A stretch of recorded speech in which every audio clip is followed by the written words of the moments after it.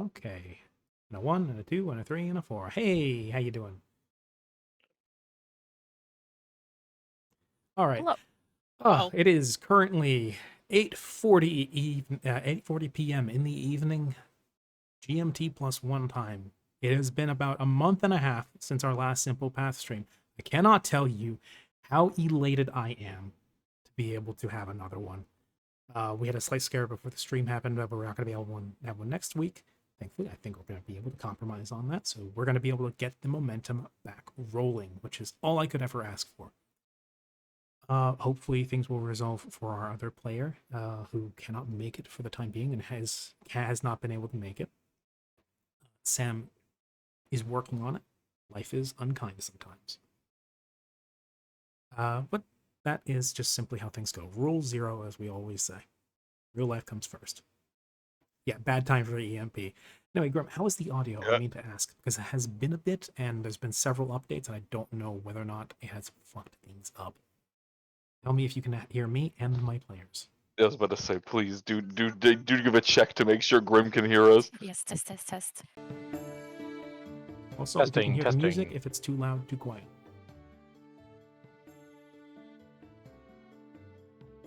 Uh, Okay. Left. Thankfully, he's subscribed. Maybe Oh, my it was music- better. Okay, I appreciate it. It's always one of the nice things about having somebody actively in chat is being able to correspond on these things. Uh-oh.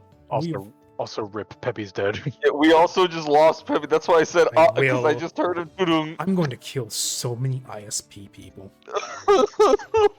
He may have lost it. Oh, there he Oh, is. welcome back. Oh, he's back. I think he it might was be on his phone. connection. He respawned. He's back. Ray's a bit crunchy around the edges. He can be like that sometimes. Yeah, I just happen to be that way. We put him in the air fryer for too long. I was called. I see. Yeah. All right. So today is going to be a bit of a treat. This is something I've had planned for a while, and it's something that I've been meaning to get set up for quite a while. I didn't have the necessity until about a month and a half ago, when the issues with real life started coming up with a couple of players, and then things got worse and worse and worse. So in the meantime, I decided to do some setup, get to working with some of my players to do something that was more meant for once folks start leaving the Quadranon, which, to be fair, I would say is a few sessions out, depending. Music's quieter than them. Looks good. Looks like we're good. Yes, wonderful. Today is going to be a one-shot / short shot, because I see this potentially going maybe 2 sessions. First session being mostly RP, and then going into the rising action. We'll see. So today, I'm going to start off by introducing it in a narrative way. Today, we will not be focusing on the usual party. As the focus pulls away from the scene at the warehouse, where carnage has been wrought, fires are being put out, wounded are being carted away and healed, a wagon full of miscreants, some unaccounted for, has been stopped, Mallory assisting him in the action, with several people being arrested, but several others being unaccounted for, and that damned monk. The whole party seems to have come to the conclusion that they're not done with him quite yet, or he's not done with them. Really, or take Soul Trap as a spell. He's I don't think you can. He also left with some parting words about an Inquisition being twigged on their presence, specifically Karia's. His existence on this plane is something that many people would take objection to. So that's not a mystery or unknown, but if a group of authority like that takes a very fire and brimstone mentality to such creatures, knows where he is and that he exists, then that could bode ill. And as he had carted the anti-paladin over to heal his brother, He did not know and he did not account for the fact that such paladins cannot heal. In fact, when he laid hands upon Vair, sent a lance of dark energy through his brother dragon, scorching him and once more sending him to the brink of death shortly after being recovered from it. And Siren looked on as she thought to herself, "Am I a joke to you?" Mm-hmm. And her healing immediately undone. Once Vair was resuscitated, he and Karya, along with most others checking on him, would immediately come to notice something. There's something we didn't go into because we were running overtime last time. But as Vair shakily stands up onto his four legs, some hospitalars, members of the Lorbany Guard, attend to the group, administering to the most wounded. Vair himself is nursed and helped. But something that Vair notices, and that I think would immediately become obvious to Karya, most of all, would be that Vair can't focus his eyes on him. Did they blind my dragon? And Vair would stumble a little bit to his feet, or on his feet, try and get a sense for what's around him, and then let's see.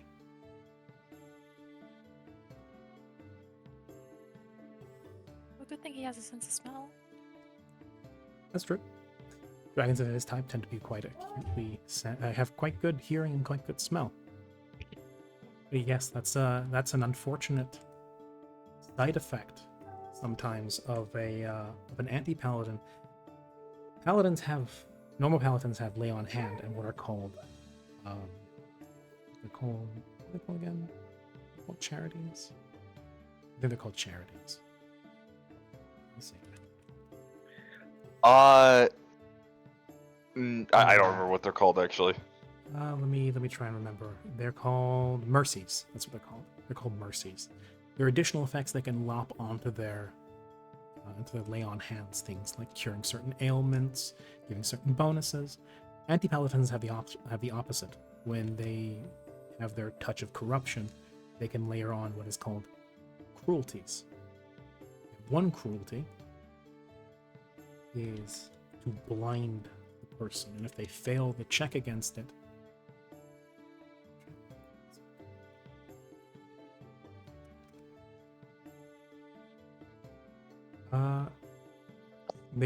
he becomes blinded for some time afterwards. If Karya were to look closely, he would see that Vair's eyes are clouded and incapable of responding to light, movement. Does that count as a curse? Let me check. It's more of a condition, I believe. I think there's specifically a Let me see if spell to it's- get rid of it. Let me see.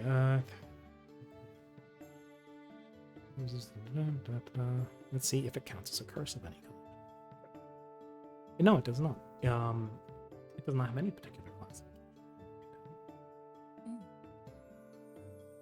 But yes, that can be seen to in time. We're going to pull the focus away from the party in Lorbany. As we are focused here, we scroll out. We reset our focus to a small town in Rhymehell by the name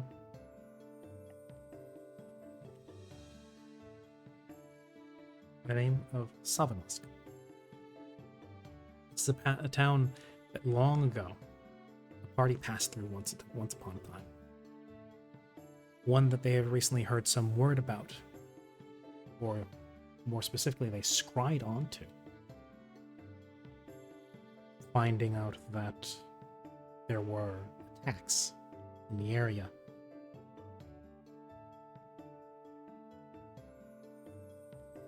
the party deliberated on whether or not going there immediately would be feasible, or if they'd be able to get there in time to help. For the time being, especially with how long travel would take, the best they could do was pass word along, and hopefully mount more defenses.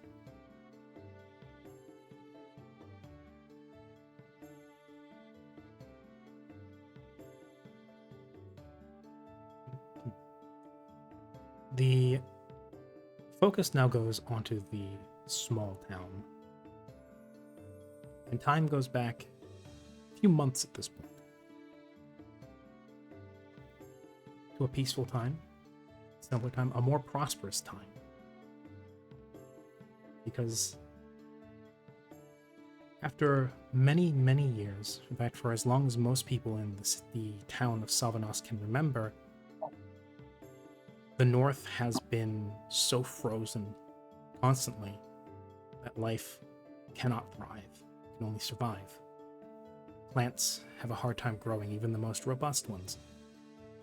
Only the most hardy of livestock can make it, even through the warmer months, let alone the harshest winter months.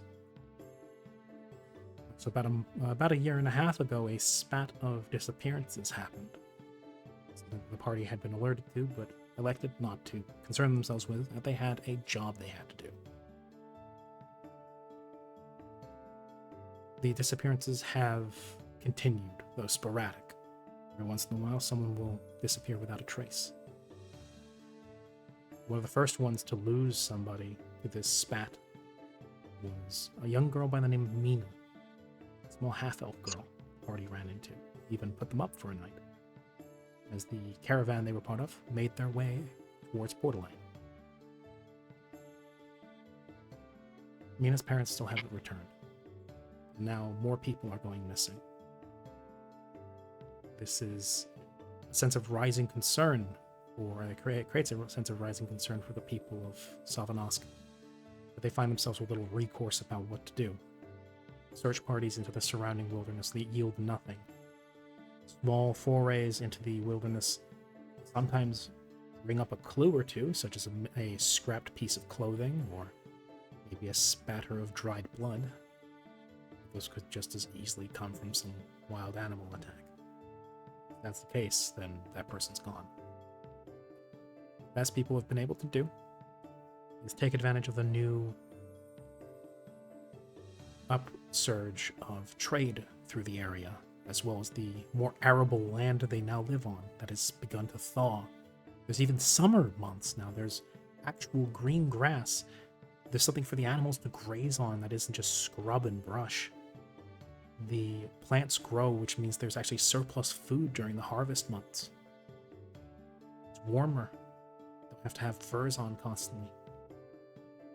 It's paradise compared to how it was before. It still doesn't solve the previous problems, but now people have stuff that they can busy themselves with. Farm work, animal tending. The blacksmiths in the town have tools to make nails and horseshoes. Coopers make barrels for drinkable water that actually can be preserved without freezing constantly. Things are better. Some people wouldn't necessarily call them good.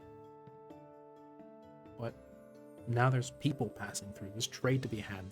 They have coin and material that they can barter and trade with. Which means for once, Savanosk is not struggling. And with the increased passage of traders towards Strasbourg, that also means more investors are willing to look into the area, as well as you have the passage of mercenaries and adventurers, some of which sometimes come through and help solve problems, whereas they might be those they can afford, or those willing to provide a bit of charity, help keep the town that much more afloat. But still, to this point, nobody has ever been able to find out what exactly is behind the disappearances of the people. At this point, the problem has been a sort of background issue. It just kind of lurks behind the general attitude of everybody in the village. Everybody knows it's a problem. Most people just don't address it these days. Because what's the point? All you're doing is reminding people of what they're losing and what they've lost, and offering no solution. So people carry about their days as best they can. Okay.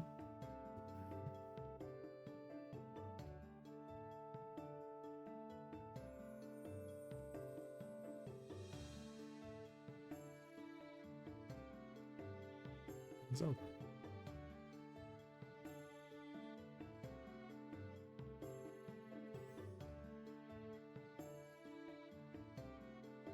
The town's looking better these days. They've constructed more homes. They've been able to repair things with the materials they've been able to order off of traders with. Proper thatched roofs with no holes in them. Insulated walls, to a degree. As much as you can insulate thatch and wooden walls. But it serves a purpose. And clothing, materials for clothing and for repairing of clothing. People here, though, after a very long life of hardship, still maintain their old ways.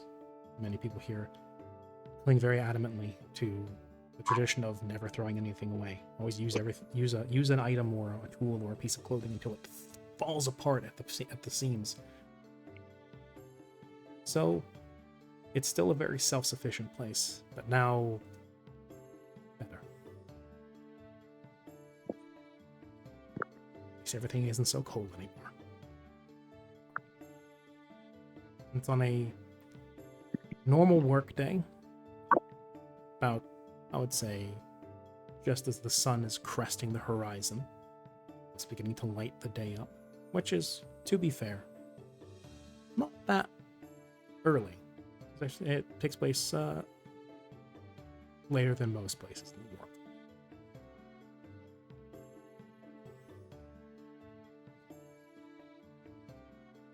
Hard workers are the bread and butter of Sylvanovsk. They are the salt of the earth and what keeps the town afloat.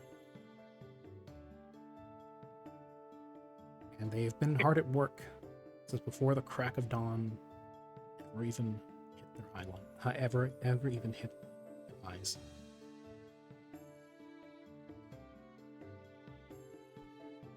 The town's considerable aging population are already out helping working or helping to supervise. Much to the chagrin of some. Farmers are out working the fields. Farm hands and herd hands are herding the sheep and the goats, and even a couple of bison, water buffalo here and there. Hardiest animals that they could get their hands on, brave the winters here. Crops and animals, work and building are all being attended to. And so I will slowly but surely introduce us to some of the humble residents of this village.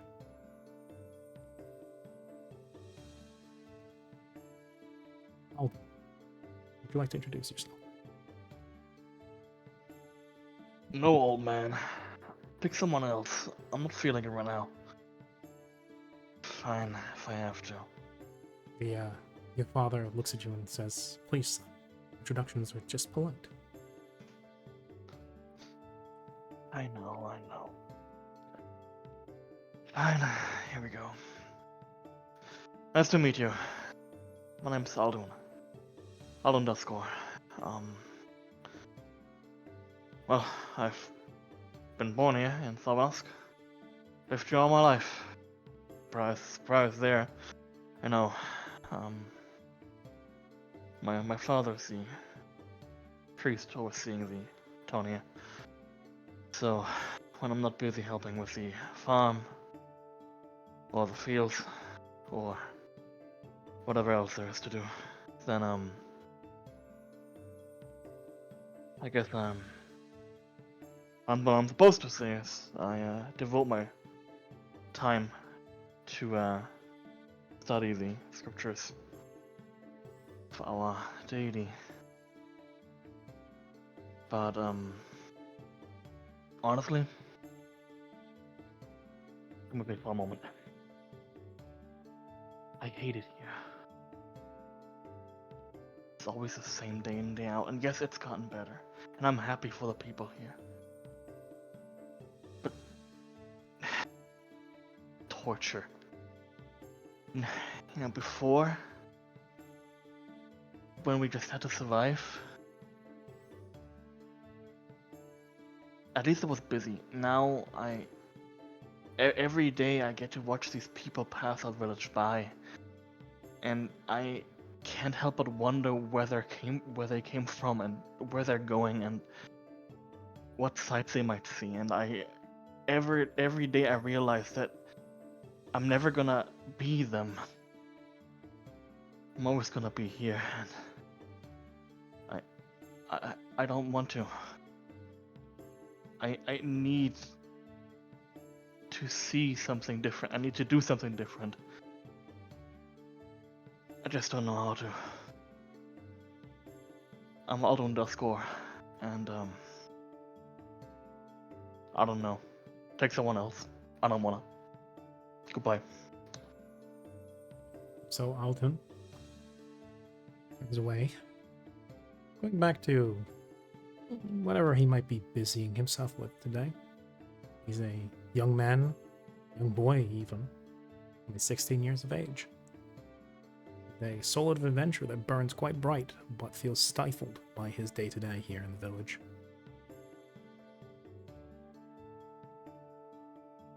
You might blame that on a couple of factors. His father most certainly made no moves to try and nurture this sense of adventure. In fact, is sometimes very conflicted about it. He tries his best to be supportive of his son, but he's very loyal to his faith. His faith calls for community and sacrificing yourself and your time and your day and your life in the name of the god of law, order, and homestead. Yes, Vera. I wish the monkey paw finger curls. There is, however, one individual, and you could even say two, who, on many an occasion, hear, see, or experience this, and do everything they can to try and nurture this sense of self, this outlook. And so we look to the Grand Patriarch of the Duskor family, Bartolomeo. Oh, who be? I'm the Grand Patriarch? What? You are quite old. Shit, I am. The priest turns to you and says, "Please, Father, introduce yourself." Well, I'm Bartolomeo Descor, a grand veteran of the war that happened down south quite a few decades ago, and he's gonna start blabbering on. Mhm. Just on about these about these military tales that are just obviously probably didn't happen. That time you So felled there the was this- dragon and crashed it into the armies of the Aerodine. Yeah. I do believe Grandpa has died. Grandpa has died. Oh, I take it back. Internet's being weird. R.I.P. How it is. Yes, would you like to introduce yourself? Anyways, I felled the dragon, ripped its tooth out, and shoved it down one guy's gullet. Here we go again. What? I thought you liked this story. I love this Ah. story. Yes. Why can't you be like your little? What are you again? Sister, brother.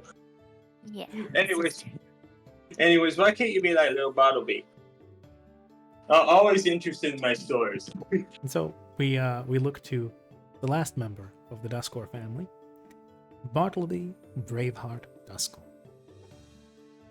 Du-du-du. A, Yeah. a young girl who some might say sticks out in the already somewhat eccentric Duskor family, but for the fact that she is not human, like the rest of her family. She is, in fact, Nope. a halfling. A young girl that the family some time ago adopted. And she, unlike her adoptive older brother, took very strongly to the Bartolomeo's stories. So much so that she wanted to be just like him when she grew up. And then I grabbed just the like- Trent by the throat. Oh, sorry, go ahead. No, go ahead. I love this part. And then I grabbed the Trent by the throat and removed his back. I can't really remember, honestly. I did something. Point is, it's gone now. He's just a stump. Yeah. And she kind of, huh? Oh, The village is taken to Oh. calling Bartolomeo Old Man Bart, or Old Man Bark for how much he talks. yeah. And when Sorry they about that. refer to Bartleby, they refer to her as Little Bart or Bart Jr. Yes. Good. She is a halfling. She's 12 years old, and honestly, I don't think she's gonna grow any taller than she is right now. And she, like as Grandpa's telling this story, she very much like from crisscross applesauce on the floor goes into a straight up standing position, jumps up and down, like with her fists in the air, and goes, "Yeah!"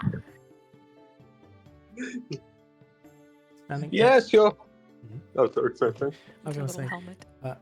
standing ever dutifully at attention, next to Bartleby is her doting and ever protective best friend.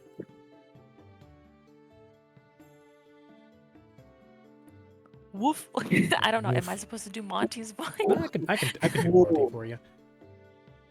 Orf. Borf. Bark borf. Biff. Biff boof barf beef barf. Yes, Monty is a veritable bear of a dog that always clings quite close to Bartleby, and on many occasions stands head and shoulders over her. I believe he is a what sort of dog was he again? Mastiff? Yes, he's very big. Like, just by normal standards, Was but it even Tibetan more so Mastiff, next to I think? Bartleby. I think so, yeah, it's a Tibetan Mastiff. Yes, so a Oh, very so he's sizable, just a bear. literal bear dog. Yeah.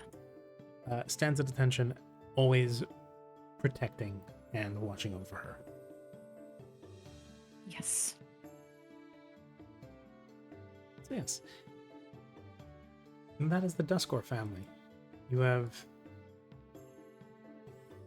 quite a few interesting individuals. Unfortunately, something that perhaps doesn't get much attention in the family, and someone who is quite obviously not present, is Alton's biologically maternal mother.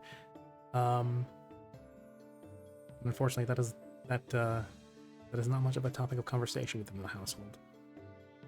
It's not something that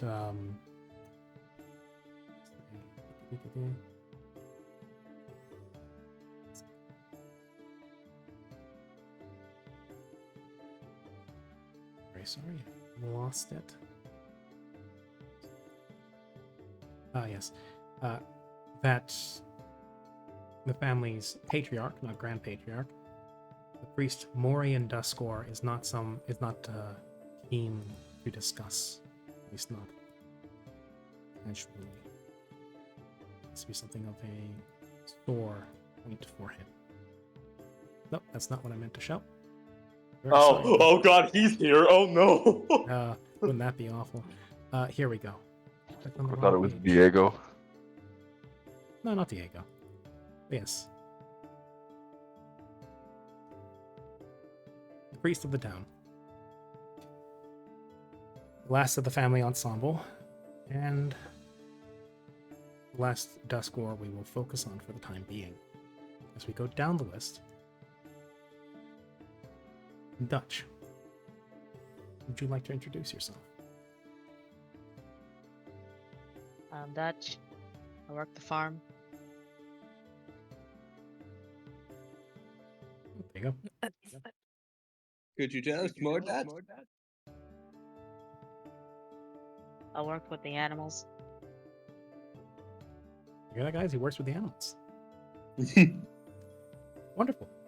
Dutch is a man of middle age who spends most of his time as a ranch hand. He works with, as he said, the animals, and is one of the primary workers when it comes to dealing with horses, sheep, goat, and in the rare cases with the bison and buffalo, who are particularly stubborn and ornery and don't like very many people. Dutch is one of the few people they tolerate.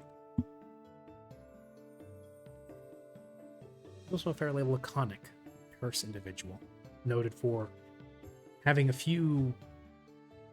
bad temper when it comes to anybody wanting to mess with his fields and animals. He knows how to do his job. He hates it when people tell him how to do it. Is that the extent of your introduction, Dutch? Yep. Wonderful.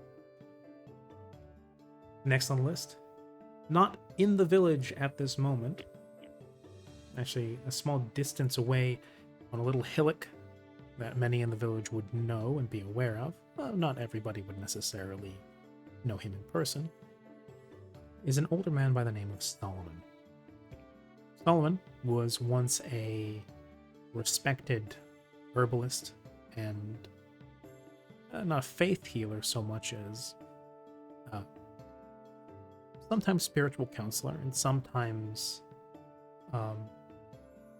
source of advice to people in the village. He was sought for his wisdom as much as his knowledge and ability with herbs, until one day he seems to have contracted something, and before anybody could either argue for or against it, he left the village and he isolated himself some distance away. Now subsist on his own a small distance from the village, while also carrying out tasks that he, in his position and his place, can do, such as coal burning, herb gathering, and on the occasion looking for people out and about. Solomon, would you like to introduce yourself? Hello. Don't talk much. Throat's Breaking up a little bit. not where it used to be.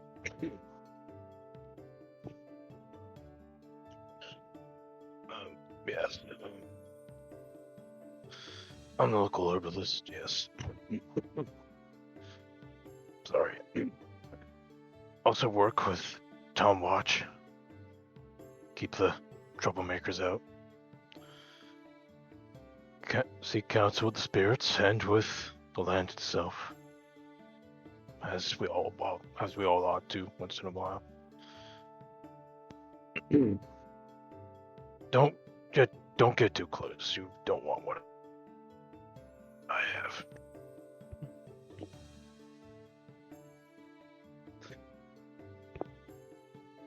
Solomon did mention something I didn't, which is that he also, with his position on the hillock that he lives on, is in a prime position to act as an early warning system and a lookout for the village should trouble approach. Sometimes it does. Sometimes you get people who are obviously looking for trouble, especially now that you're getting more traffic through the area. But thankfully, nothing big has ever really troubled Savanosk. Nothing besides, well, the disappearances. But unfortunately, whatever's causing that doesn't feel like making itself visible. Oh, and don't let the motions to his arms, don't let the bandages or this points to his face where there's actually a somewhat stylized looking mask upon his face. Don't let these bother you. they're mostly for me. Yes, if we ever need a body to talk to, or some counseling, or some advice on remedies, you know who to talk to.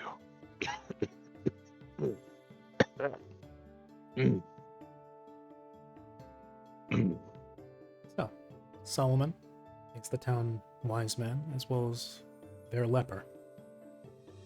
No, people don't call him that out in the open. That is something of a reputation he's come to be known by.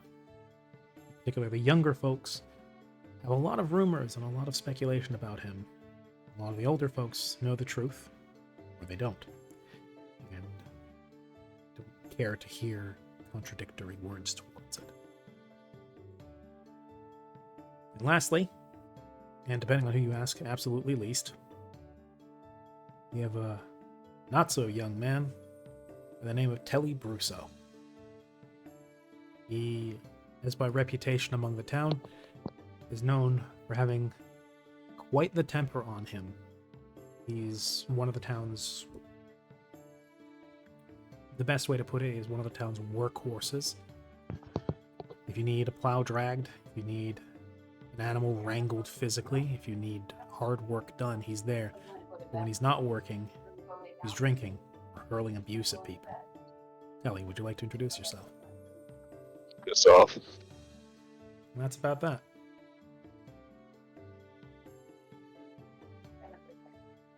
And with that, unless he has further to say about it, that wraps up introductions. That is quite literally it. Yeah, no. I spat out my fucking water. Like, I didn't expect it. No, I much imagine it like someone coming up for an interview and he just punches them in the face and says, "Piss off." You're hired! Which is fitting.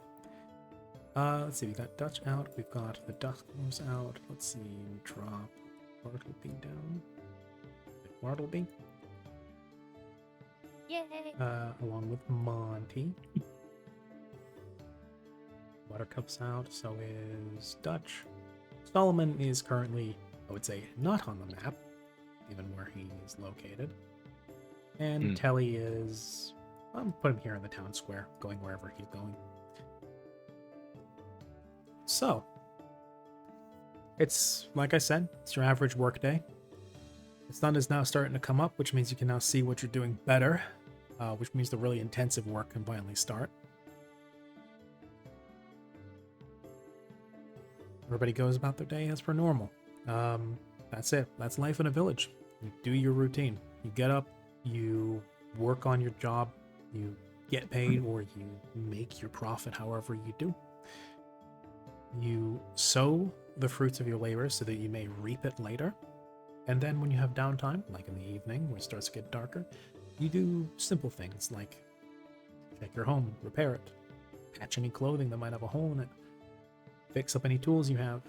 And I'll say we skirt on through the workday just about sometime in the afternoon, when most people have wrapped up all their chores and work for the day.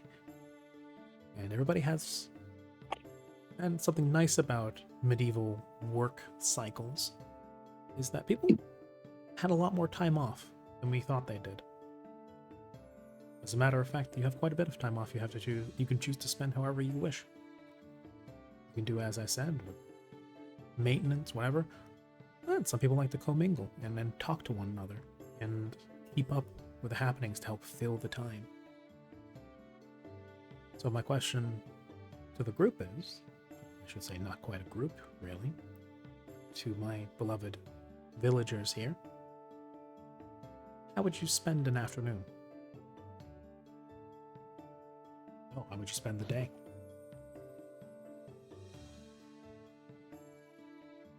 Drinking. Well, I'm being old man Bard, that's for fucking sure. So you're on your rocker, or depending on who you ask, off your rocker. Yeah. Metaphorically off my rocker, physically and probably in my rocker. Just watching the young ones toil in the fields. Yeah, I was gonna say Bartleby probably, if she's done with her custodian trash picking up Yes, dung didn't- scooping job for the day, or if she's just taking a break, she's probably over by Grandpa listening to his stories, listening to him ramble on. That's a good point. We didn't fully mention what exactly Bartleby does around the town. She's not quite Yeah. she's not quite big or powerful enough or trained enough to do anything more technical or demanding.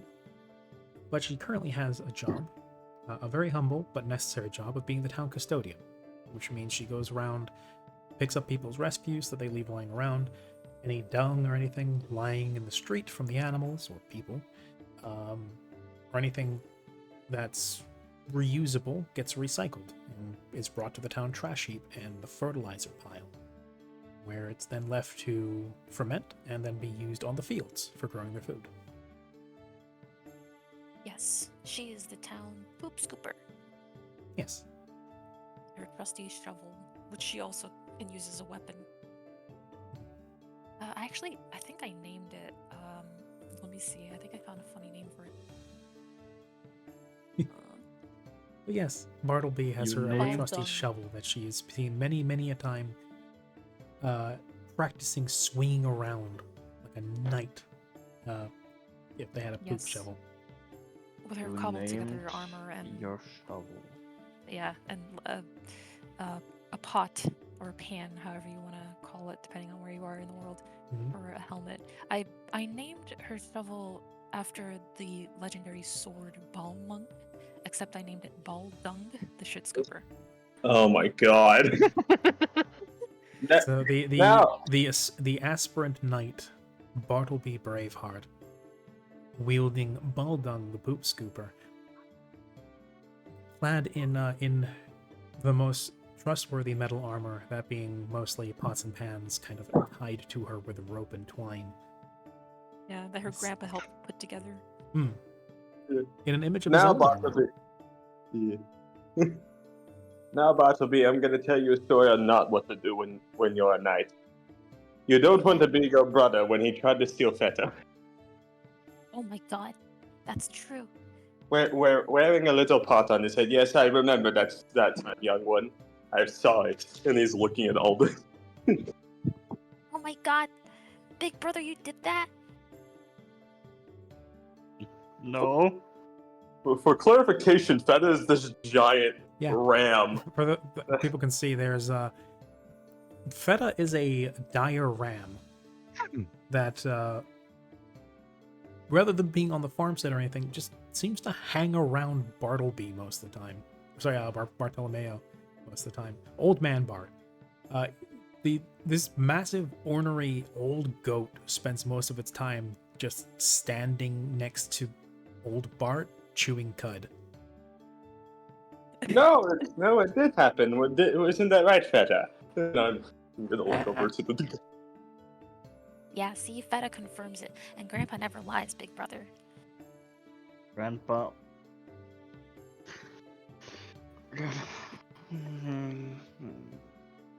I can't believe you did such a dishonorable thing when you were little. I know you were a kid, but still. My god. Eldon? Don't worry, Grandpa. I'll be better than big brother. Eldon? Yes. Feta very, slowly, lazily trots over towards you. And with breath stinking to high hell and back like fermented grass, one big rough tongue comes out and leaves Oh a my big God. cow lick in your hair. Oh, that's a Feta.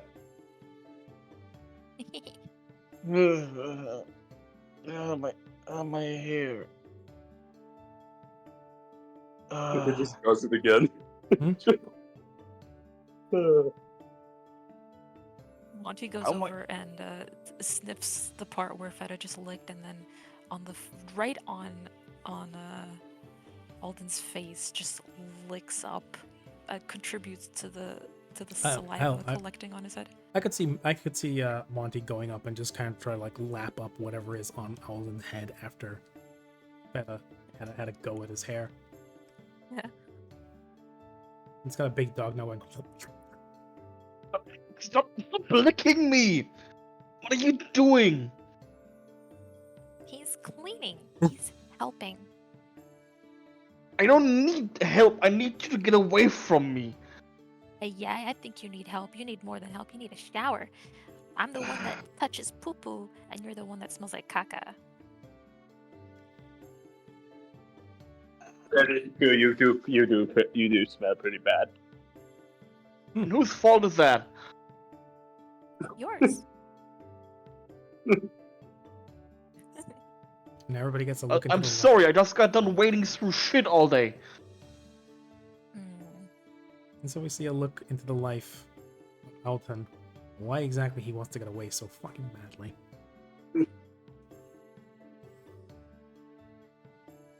I mean, I He don't get puts it. on- This is paradise. He puts on his flannel. I hate my hometown. Puts on a beanie. Where's my space heater?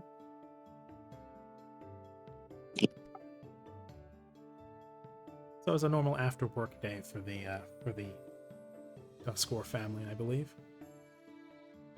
Alden, as ever, mildly to extremely unsatisfied with his place in life, and both Barts being far too happy with it. Well, no, not both Barts necessarily. Let's see. But yes.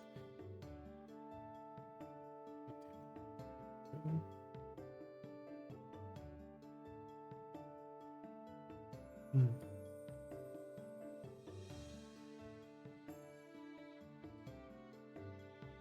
Sorry, I just got a message.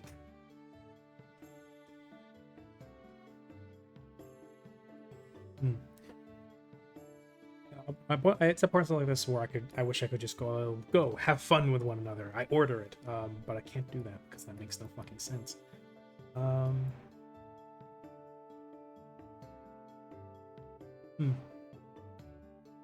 Yes. Alden,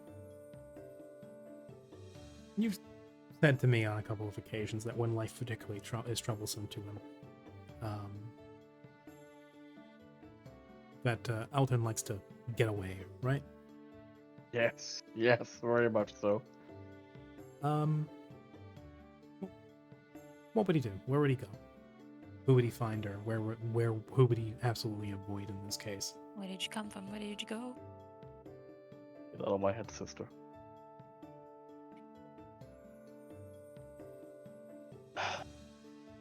Solomon. He'd go to Solomon. Okay. Alton, excusing, or in this case, absconding from the situation, being surrounded by animals, literally, and his two entirely overzealous relatives. Be back before dark, or grandma's gonna. Yeah. From inside the What you got, inside the building, you hear, You're what? you hear, Is that Bart! Solomon? What? Yes, honey. As soon as Yeah. Bartleby hears the voice, Are calling you making for things Grandpa, difficult for our grandson again? I'm gonna look at Bartleby and then look back at the doorway. No. I can smell your fucking goat from here. Well, that's Fed's fault, not mine. As soon as she hears the voice calling for Bart, she's like, "Well, time to get out of here," and she hops on Monty and goes over to Bartleby. Dutch. Bartleby, Just gonna go to Dutch. So Bartleby mounts atop her noble steed Monty, and then gallops off to go bother Dutch. Alton no. absconds away to go see Solomon, leaving Bartholomew and his ever trusty steed Feta, who's now wandering off to go munch on something anywhere but here. Bartolomeo is left to the tender ministrations of his wife, his mistress, his apple of his eye, as she totters in up to the front door, peers through, sees the goat leaving, and then takes a sniff of the air and says, "I gotta give Feta more credit. It was you I smelled. Get in here, do the dishes." Fine. Take that And fucking he's pot off your head. This is not a pot. We use that This, to make this is soup. my- I was this is wondering my why it was fuck- off the stove. Get in here. Okay. And then he's gonna get off his little rocker and he's gonna slowly walk inside. As domestic duties call. Yeah. Beta wanders off into the village, likely to go chew on some roofing or something. Altoon runs out of the town, more or less. And Bartleby is off to go have adventures. Alton, Yes. it takes a bit of a bit of a jog, or at the very least a bit of a hike. And it leads up a gentle slope, one that is now grassy as opposed to just snowy dirt. As up the hill you can see a small copse of trees, on which there is also a small tent, a lean-to, built using tarp and tree branch alike. Solomon, what would you be doing around this time of day? Solomon is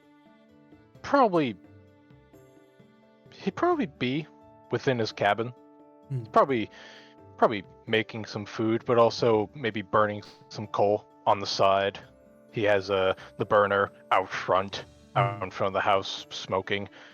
But inside, through the chimney, there's also a little bit of smoke coming out of the chimney as well. Probably him cooking something. As Alden approaches, though, he does smell the not really a pungent smell, but definitely a strong scent of cinnamon. Strong cinnamon. I believe also garlic, correct? Bit of an undertone of garlic, actually. It's a really odd combination. It's a strong, a strong over smell or over scent of cinnamon with a slight tinge of garlic.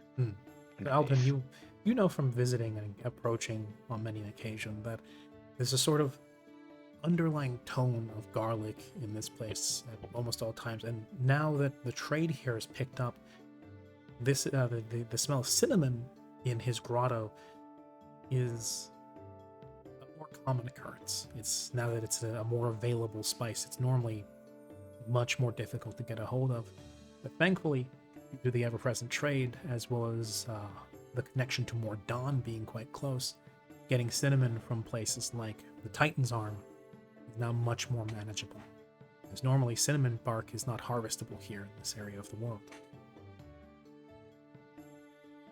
But as you approach, yes, there's the ever-present undertone that you always go nose blind to after the first 10 minutes of garlic, and the strong, spicy, sweet smell of cinnamon carrying up through the chimney. Doesn't really punch you through the nose. Doesn't really punch you in the nose, but definitely Stands out. greets you immediately. Stands out, especially after a long day of working with shit. Yeah. It's such a relief. Genuinely. To have something nice smelling for once.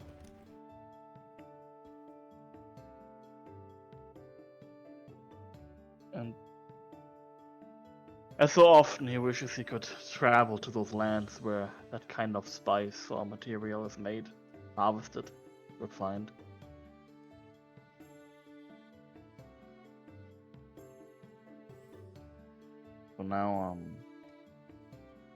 For now he simply approaches the hut and goes, "Sol, you there?" From inside the cabin, first comes followed quickly afterwards by, "That you, Alden?" Yeah, me. Are you busy? Hang on. I'll be at the door. As Alright. the sounds of things probably being, the sounds of probably a spoon being placed in something, and the sounds of a box of something being put on top of perhaps a table or a stool or something. Before knob turns, the door opens, and there stands, well, who else but Solomon, dressed in white-colored livery, which appears to be rather old, somewhat ragged looking, from beneath which you can still see the bandages he's always worn. You could tell that they even go underneath the bulky gloves that he wears and into the wool boots that he wears.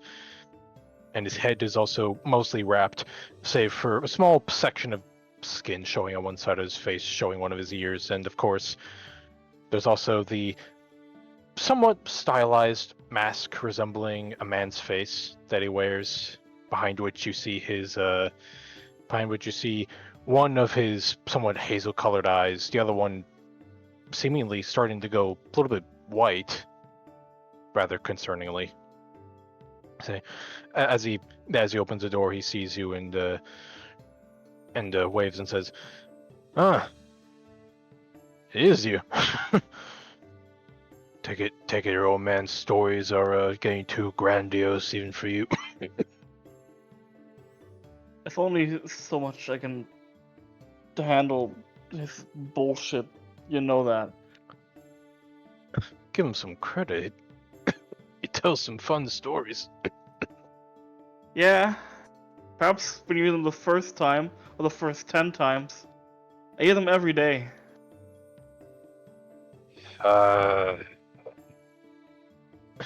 Try hearing them every day for the past 20 or so years. You get used to it, don't worry. I don't wanna get used to him. No, that sounds wrong. I love him, of course I do. But I understand that. Did you come by for anything? Want me to get you anything? no, I just needed some time alone. Well, not alone, but with someone else other than Bart and old man. I got stew in the fire. Want a bowl? Yeah, I'd love to. Want me to bring it out for you? What? I'm fine either Yeah. way. I can bring chairs out. Yeah, I'd love that. Just give me a moment. He goes back inside. First, brings out a couple chairs, sets them out in front of the front lawn. Goes back in. Hear the sounds of liquid being poured a few times. Sounds of a what might be a ladle being placed back in a pot. Before he comes back to the door with 2 steaming bowls of stew with a couple spoons. He passes you one. Says, "Here you go. Man of myself. If Thank you very much. if it's a bit spicier than normal, don't worry. Ever since we started getting more of that flavoring stuff, I found it's quite good, especially with vegetables. What did you put in it? What's in it? Bit of basil, some hint of rosemary, perhaps. Where's that from? It's To, from to say, trying to it would remember. be from the Quadrant. From Quadranon. That's and he actually does the classic like little nursery rhymes thing to remember where northwest, east, and south are. That's south, right? Exactly Of here? Yeah, he coughs again. He takes a seat, motions to the chair next to him.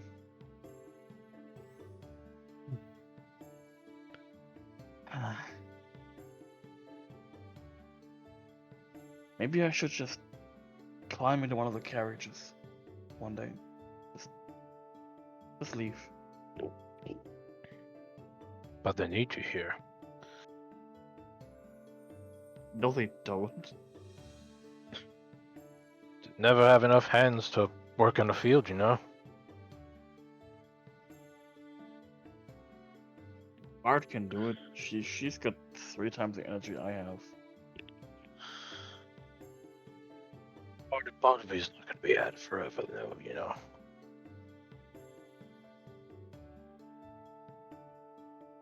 Things change. People change. See, Do they?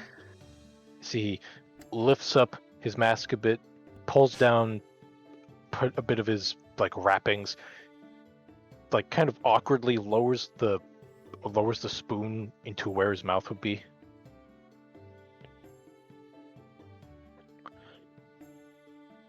They do. Trust me. When you get to be about my age, you tend to know that people will change quite a bit. Probably die of boredom before I get to your age. No offense. Take it. Take it from me. A life of monotony is sometimes better than a life of chaos. Sure, a life of chaos is probably fun and all, but sometimes a little bit of predictability is preferable to not knowing what comes next. One day you might be having a grand old time down the pub. Next moment, you get in a chair blasted over your head.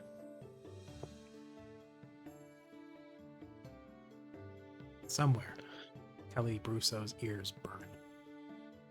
Not gonna come here again. I bet it's the shit eater.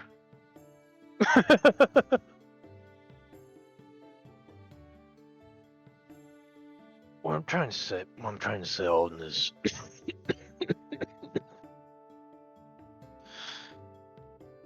I'm trying to say is it might not be what you want, but it's what they need. It's what you might need. Setting schedules is better than just winging it. Means you can organize things better, you know. That way you geese aren't getting mixed up with the chickens.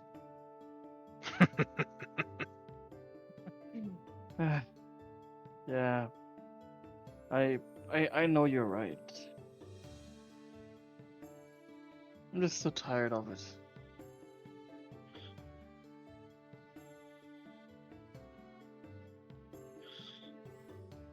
Can you tell me a bit more of, well, what you've done? He does another kind of awkward kind of inserting into his mouth. You can tell he's doing it not because he's afraid of pulling down a bandage, but because he's probably afraid just to show you a bit of his face. As he takes the spoon out again, folds the piece of cloth back over his face, which covers a bit of his nose. Oh, what do you mean? I mean, have you been here all your life? You haven't, right? Born and raised here. I mean, Mother used to work with the watch. Father was the herbalist. Took the best qualities of both of them when I was growing up.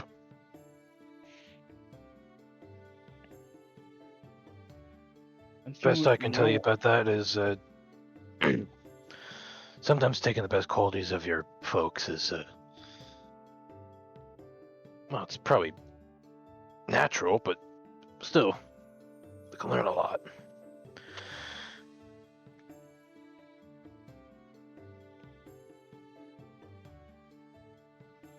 And just despite everything, you never wanted to leave? Because I know they need me. And I need them. I only live as far away from them as I do because of, he points at himself, this.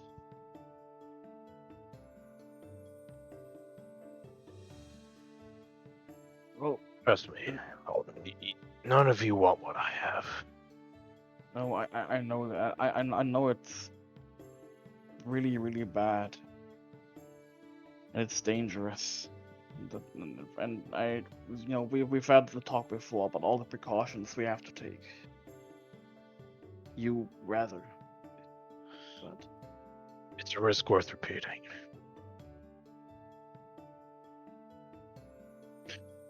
But, tell you what. Just try to learn what you can from your old man. Yeah, his storytelling's gonna get on your nerves, but see past it. Find something in it. Diamonds in the rough.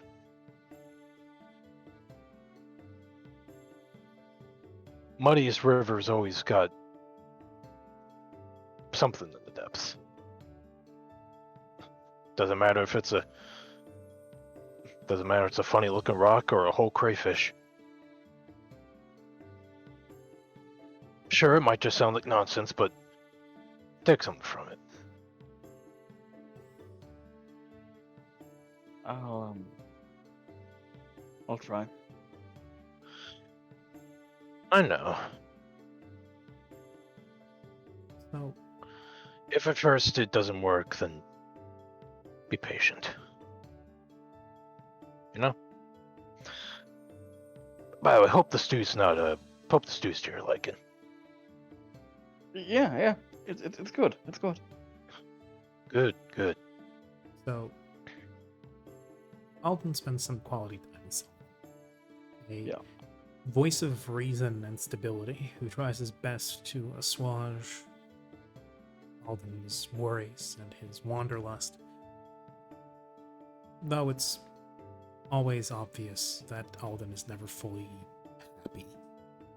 Or yeah, intellectually he seems to understand what Solomon is trying to tell him.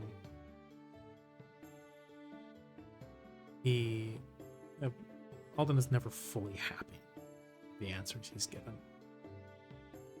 It's still quite clear to see the disfulfillment in his eyes, the tone of acquiescence in his voice. And so they spend more time talking about nothing and everything over a nice bowl of stew. Change our focus. Once more gliding past a household as two old daughters bicker with one another. As Bartholomeo's wife, the venerable Glinda Duskor, has a go at him. And as we sail on past that, we focus on Bartleby. Yeah, Bartleby, who was set astride Monty, approaches the backfield of the field that Dutch is currently working on. Not the only one he works on, but one of them. With Buttercup, the town water buffalo, grazing not too far away, always seeming to hang on just within distance of Dutch. Bartleby, how will you be bothering Dutch today? So Bartleby, atop Monty still, comes to a slow and steady stop on the other side of the fence where Dutch is tending to the field.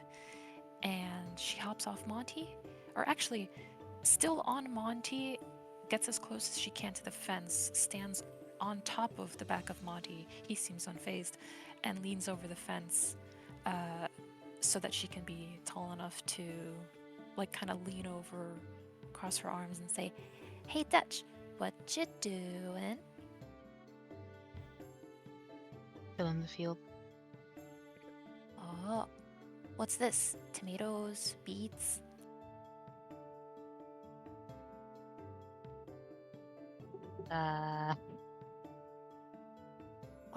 What You is it, don't Dutch? even know. It's a surprise crop. Incredible.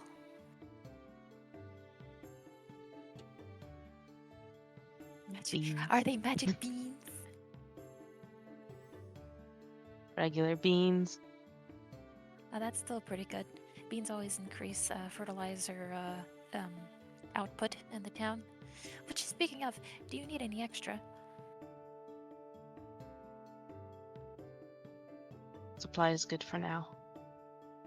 That's good. That's good. Let me know if you ever need any more, or let me know if you seem unhappy with the quality of the, the good stuff. It should always be good stuff. Will do. Mm-mm-mm. And, oh boy. I gotta think about roleplay options now.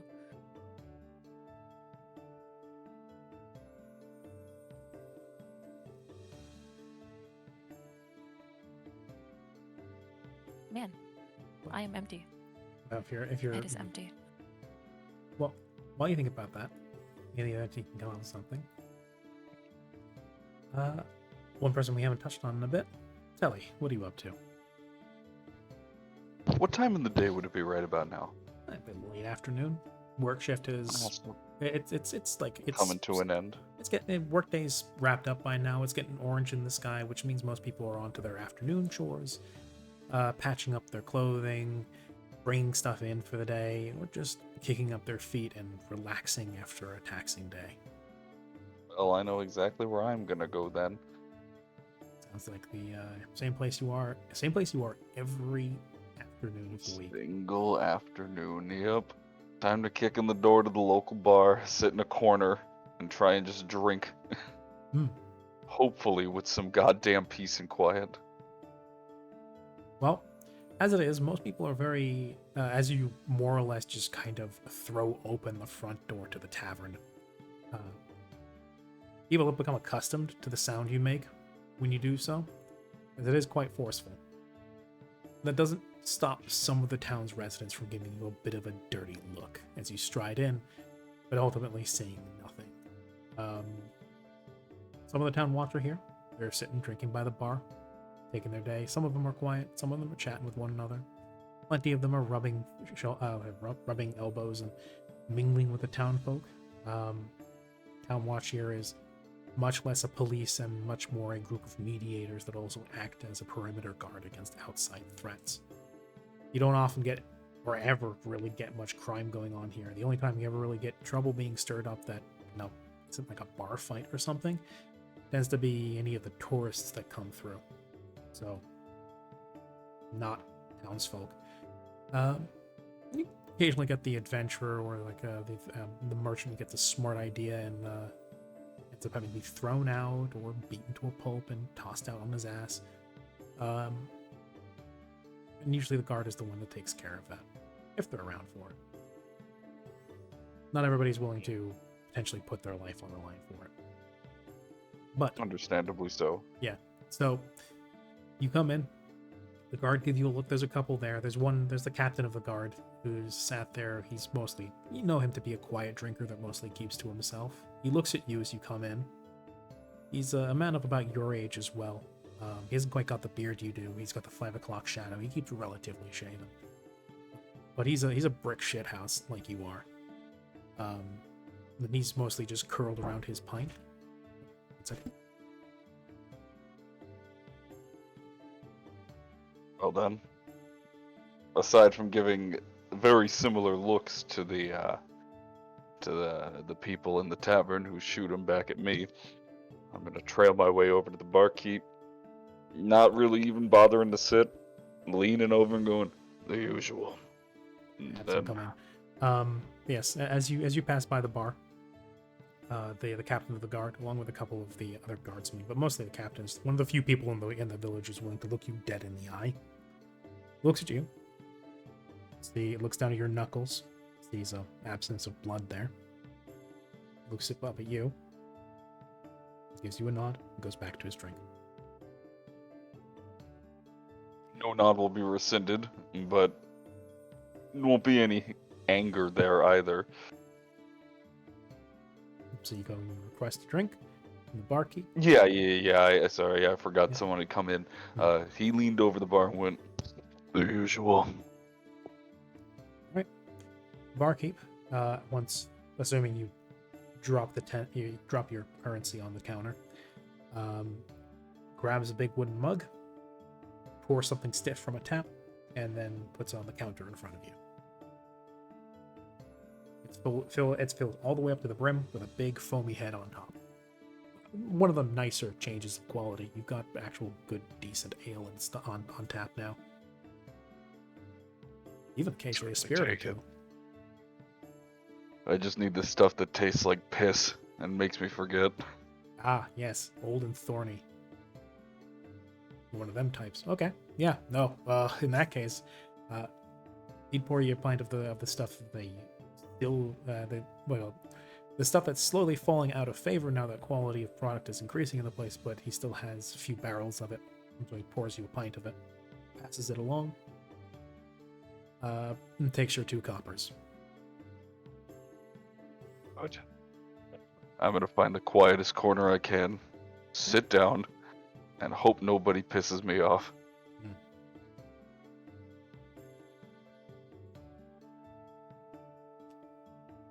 Oh boy.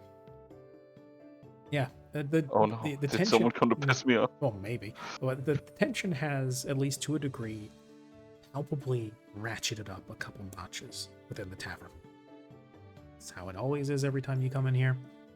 People are always worried you're going to just start, like, especially some of the people who know you less, and mostly know you by word of mouth and rumor. They always, like, if they're in the tavern, they're always worried you're going to just start swinging at the nearest person the moment you've had a couple pints. They hear about you being the angry drunkard and never the angry drunkard that leaves others alone if he's left alone. And then some of the old, like, auntie types of the town who occasionally sometimes spend time in the bar hope that he does so with his shirt off. Yes. They hope he gets into a sweaty fist fight with another strapping man. Naturally so. Now, Bartleby, you don't want to be like that bitch Brusso. There's a couple of there's definitely a couple of the older ladies who have been petitioning for a mud wrestling an annual mud wrestling competition in the village for a while now. Not very Truly tenable, so. given how fucking frozen everything was up until now. But now that you can would have help rain. with that, although she misunderstands mud as shit, so that's why she was like, I can help with that. Oh boy. But yes, there has been. Since I'm the shit eater, I would go in, but then I'm sick. Sick. You might contaminate it. But yeah, Jake, real quick, is your character the loathsome dung eater but nice? we might eventually get into why Oh my God. Telly calls him that at some point. But yes, there is some tension in the like, talks of mud wrestling pits aside. There's some tension in the tavern that eventually does kind of drop a little bit. Every now and again, more people will come in. A lot of faces you recognize, people who have lived here just as long as you have, or who you've seen as like little babies grown up to full-grown adults. And every face that has managed to live past childhood into adulthood. For a lot of people here, also reminds them of all the ones that didn't. The mortality rate of the village was very high until this point. So it was a mark of pride as well as stubbornness for those that managed to tough it out and live, grow in the conditions. Now, you've got children who can run about without being wrapped in furs and dying of hypothermia because they got lost in the snow. It's a dim reminder for a lot of folks, and it's a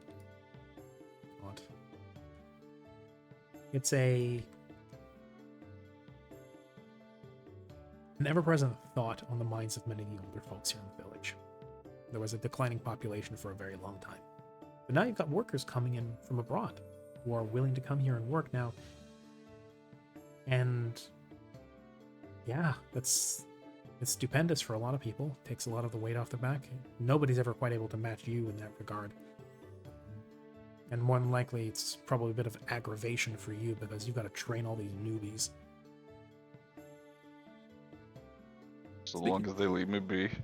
Most are content to leave you be. Others pester you with questions about like how to do specific things. And there are others who are the more like learn by doing types who watch you and then copy you.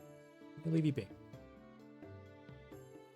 Speaking of new faces in town, though, there are a few of those that come every now and again. Traders, mercenaries, merchants, the odd adventurer. Not often you see them come through. It's a dangerous lifestyle, and you can usually tell the newbies apart from the oldies very quickly. The oldies, as in the ones who have actually managed to survive for any length beyond a couple of weeks, are usually a lot less exuberant. Fresh blood, they're all talk. They never shut up. You can tell someone's inexperienced by how they take everything for granted.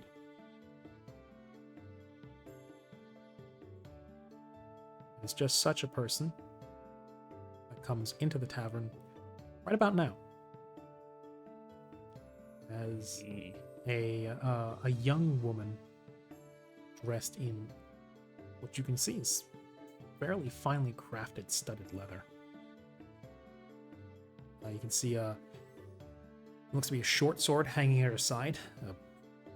Interesting thing to carry about. Not typical. Most people don't walk around with a weapon on their hip in a village. I already tell they're a tourist by that. Slides up onto the bar right next to the guard captain, who is well into his own drink. You can tell just out of the corner of your eye the look he is giving her. He's immediately unhappy.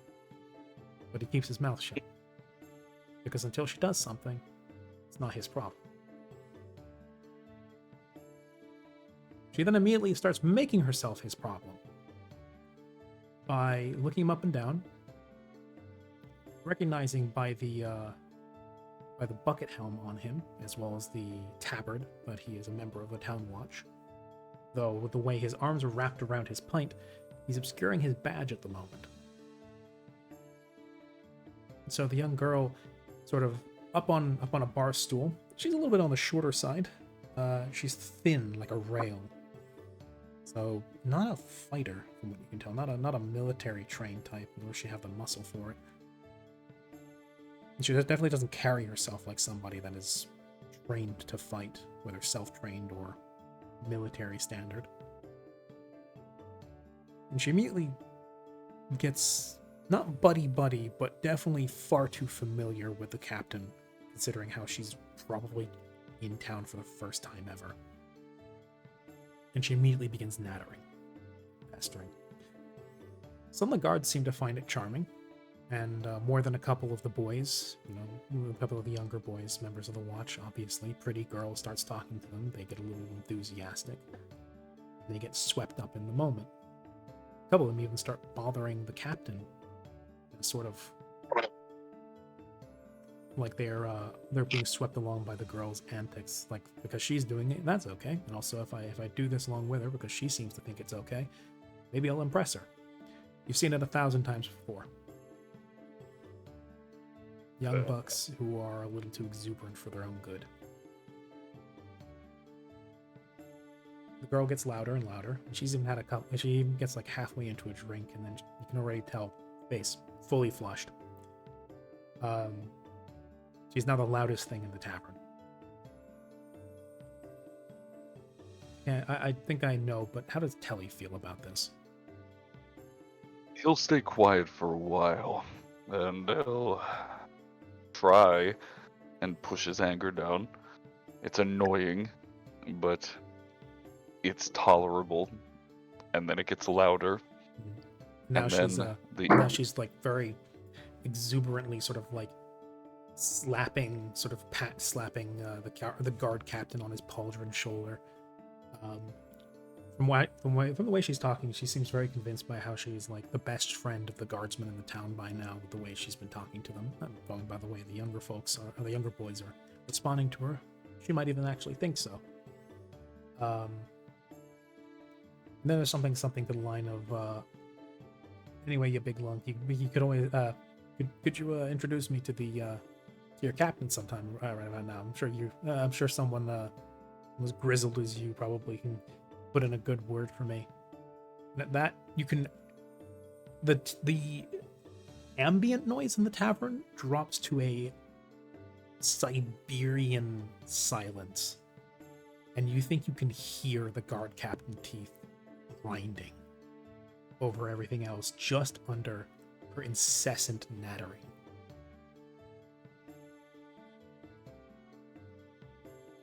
You can tell he's exercising a great deal of restraint.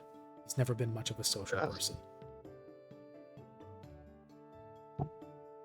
Well, while he's so good at restraining himself, Telly has never been. Though he tries, it just doesn't work. So lo and behold, eventually, a irritated and relatively worn down, tired Telly would go, "Enough already! Gods! Ugh! And if half you lot could get your damn dicks out of your hand and focus and throw the drunk out, that'd be swell. Or I'll do it." Okay. There's a moment where people are kind of like, they look relieved now that you speak up. And then immediately look kind of gobsmacked, at least a few of them, that you then turn around and basically indict them for their inaction on the part. The guard captain, weirdly enough, he's looking at you with a sense of calm, and there's almost a look of relief in his eyes. Because if he acts out against this girl, that's him stepping outside the bounds of his position as guard captain. He does that is him abusing his power. You, however, speaking your mind and sort of being very gruff with this girl, is the town speaking their mind, and as such, he can't object to that, nor would he. And the girl looks actually like she looks silent. She's lost for words at the moment. Then she slides off the stool. There's a couple of the guard who like actually get up from their chairs to try and stop her, as she kind of bounces over to you with her pints sploshing and sloshing all over, and some of the stuff dripping on the floorboards as she bounds over towards you.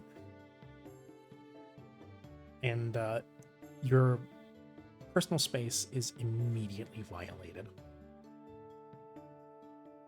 as she throws a hand, like an arm over your shoulder.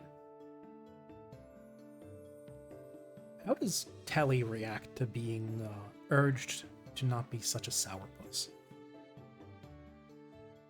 Unwell. I don't imagine he does, yeah. Not well at all. I would I like need to pull up. I would like one thing from Telly. Mm-hmm. Roll me a d20. No I stat can do bonuses, that. no nothing. Roll me a d20. A 4. Now let me roll something on her behalf. This can only end in maybe tears. Of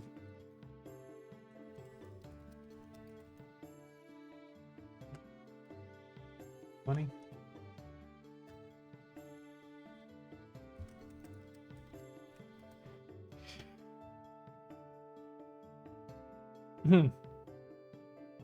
Ellie, Yes.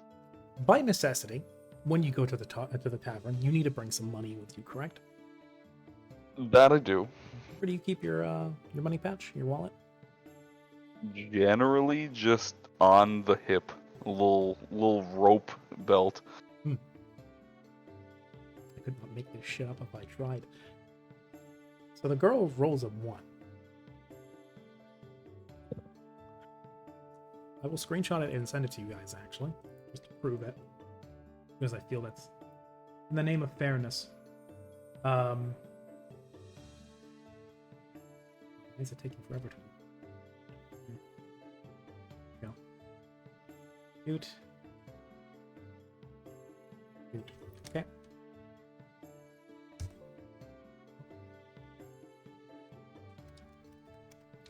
I'll show that in the simple path chat.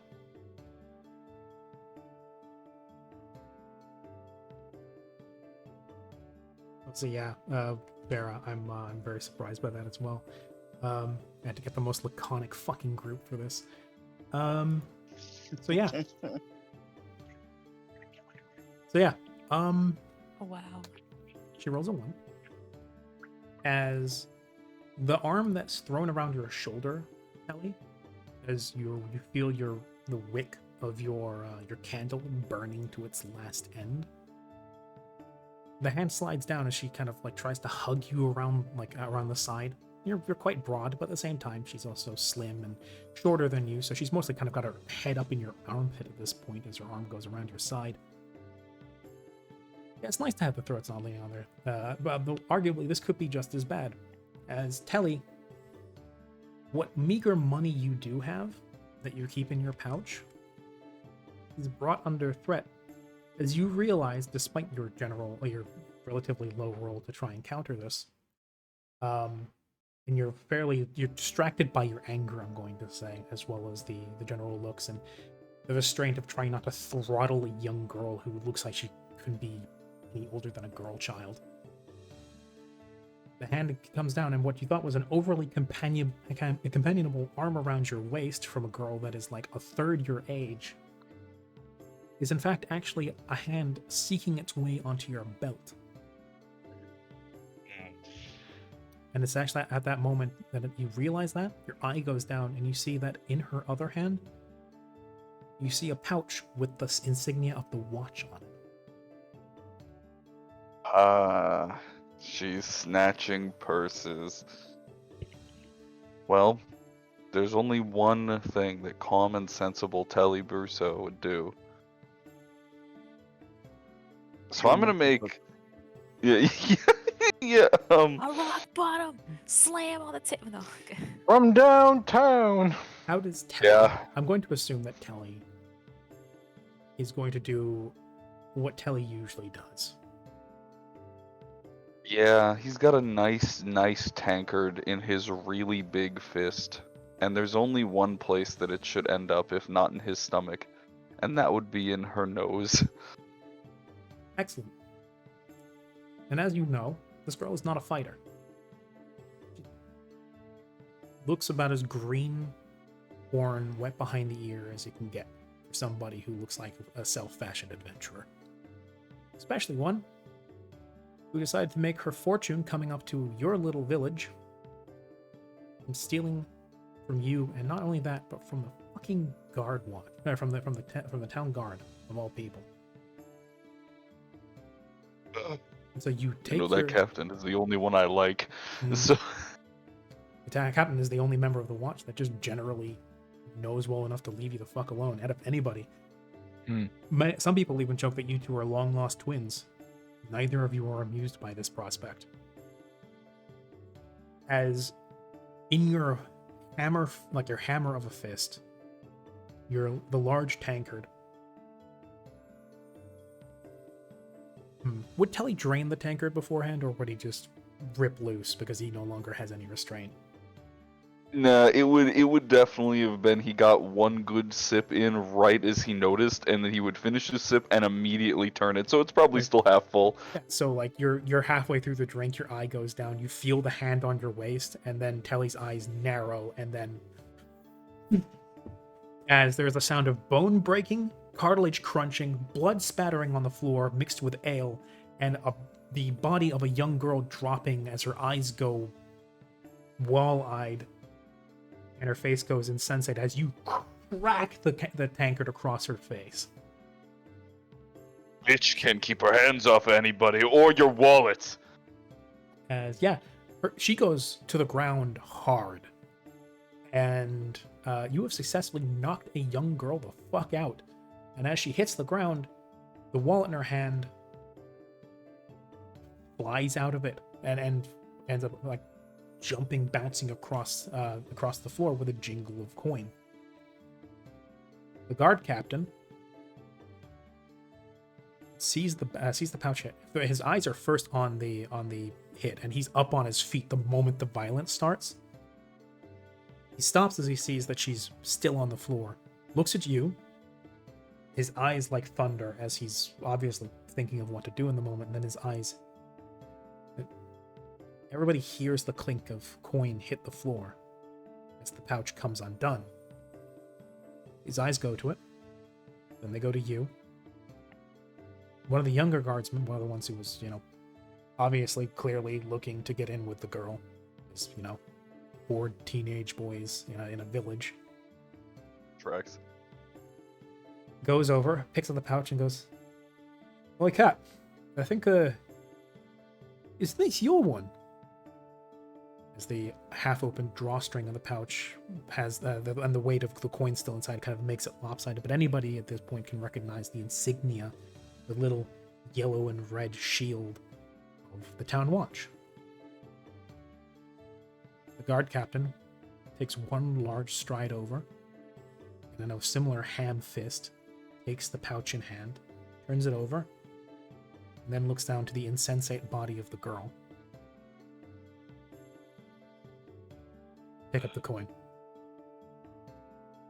And the younger watchman says, no objection to this. Immediately get to work, picking up all the copper and a couple pieces of silver that have hit the ground.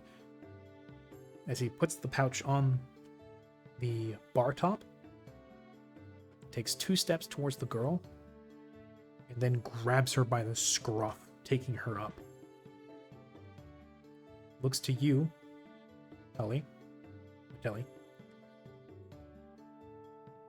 looks to the young girl. You know him being an older fashioned guy. Had this been any other case, if she wasn't actually a criminal, and you had raised your hand against a young girl, it wouldn't have just been him against you.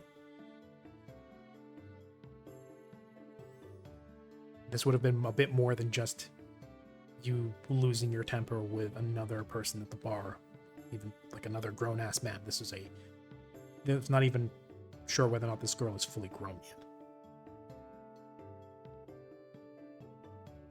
But he seems content with the situation at hand. As his appraising look goes away from you, with a gruff, he strides out of the bar with the girl hanging from his hand at his side, her feet dragging across the floor as he steps out of the bar. We're going to go back up to the bar. No, out of the bar. And I'm. Oh, you're going up to the out. bar. You're going I'm going up to the bar. Oh, okay. I'm getting another drink. Okay.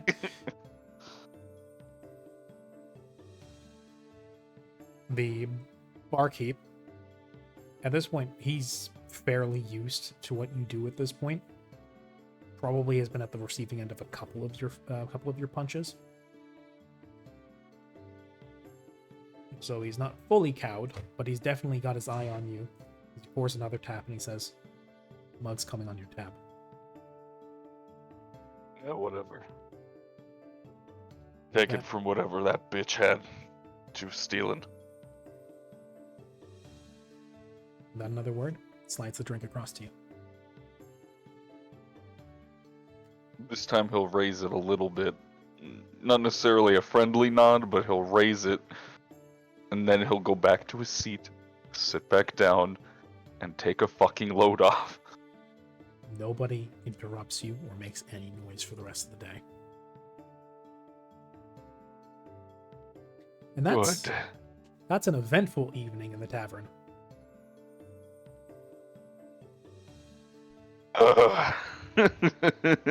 Poor Telly. Dude's probably got like muscle soreness and a headache after all the work he does. I can imagine the man's tension headaches.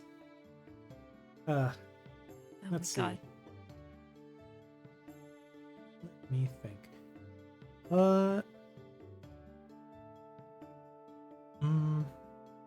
I do have have an idea now of what I want I to was, ask Dutch. I was going to ask Bartleby, have you got any new ideas or anybody else who'd like to go gallantly right off to poke and prod? Yeah. This is the scene, I guess, coming back to Bartleby and Dutch and Monty.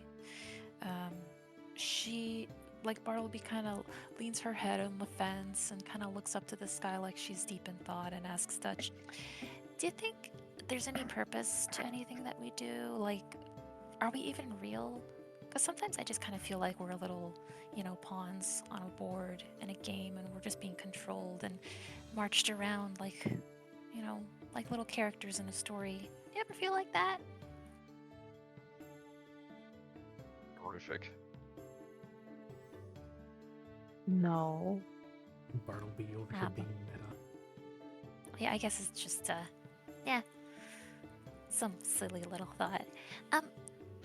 Well, on a more serious note, Dutch, I've had a question now that I wanted to ask you, and I hope this doesn't get me in trouble, but why do you really only talk to me? Why don't you talk to more people? Well, you have the compost, and I need the compost.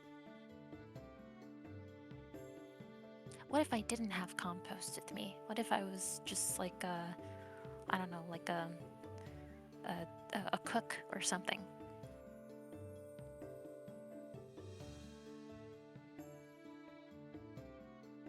Then I wouldn't be asking you for compost. Will we still be friends though? Maybe. Ah, I see. Yep. And she kind of unleans herself from the fence and puts her hands on her side as she's standing valiantly on top of Monty's back. I know my position gives me a lot of worth. I'm most important person in this town. Everyone needs me. I'm the hero. Really. Well, not as much as Grandpa, but maybe beneath Grandpa. He's the real main character. Uh-huh. Right. And I am. Yeah, Grandpa. Get back to the dishes! Alduin dies and little inside. Alduin, the real main character. What? And then Bartleby goes, "Well, I'm done with my cleaning job for the day, so I think I'm gonna go do my rounds as a proper knight and justice bringer." And she sits back down on Monty and grabs hold of the little, like, his little harness that she has for him, and she's gonna go march around the town and kind of pretend, like, I guess in her mind she's like, yes, I'm truly the protector and I'm making sure everyone is okay and there's no like troublemakers stealing things or breaking things. So she's just gonna go around each house. Okay. Let me see. Do I Bartleby- actually have control of my icon? You should. 1 second. Yeah.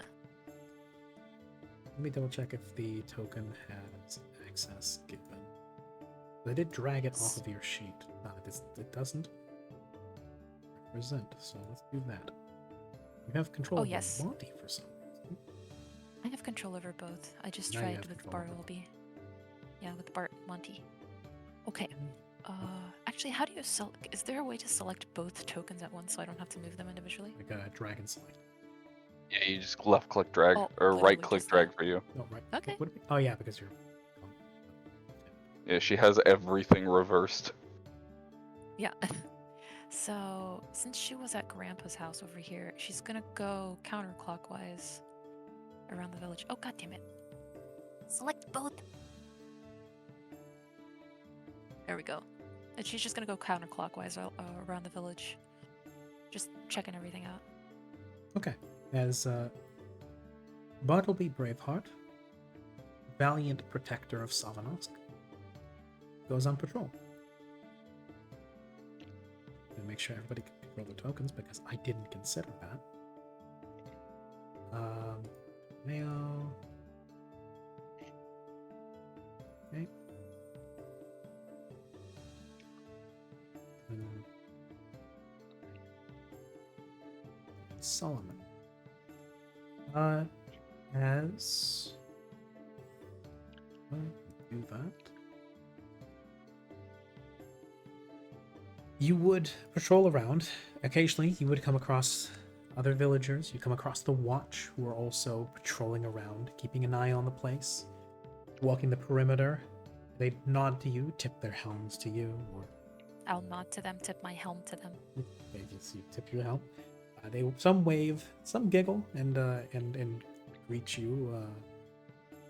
You can tell some of them aren't taking you completely seriously, but you know you're gonna prove them wrong someday. And I think at some point she would stop one of like the teenager like rookie guards. Mhm. Like just like he's probably doing some like minor insignificant littering, and she goes over to him and is like, "No littering! It's against the law!" Yeah. And she sticks Monty on him. yeah, you one of them you see one of them is like leaning against the wall. He's keeping an eye on things, but he's also smoking, which you recognize to be pipe weed. As he's smoking from a Oh. pipe, and then he tips it over and tips the ash onto the ground next to him. Is that a weed?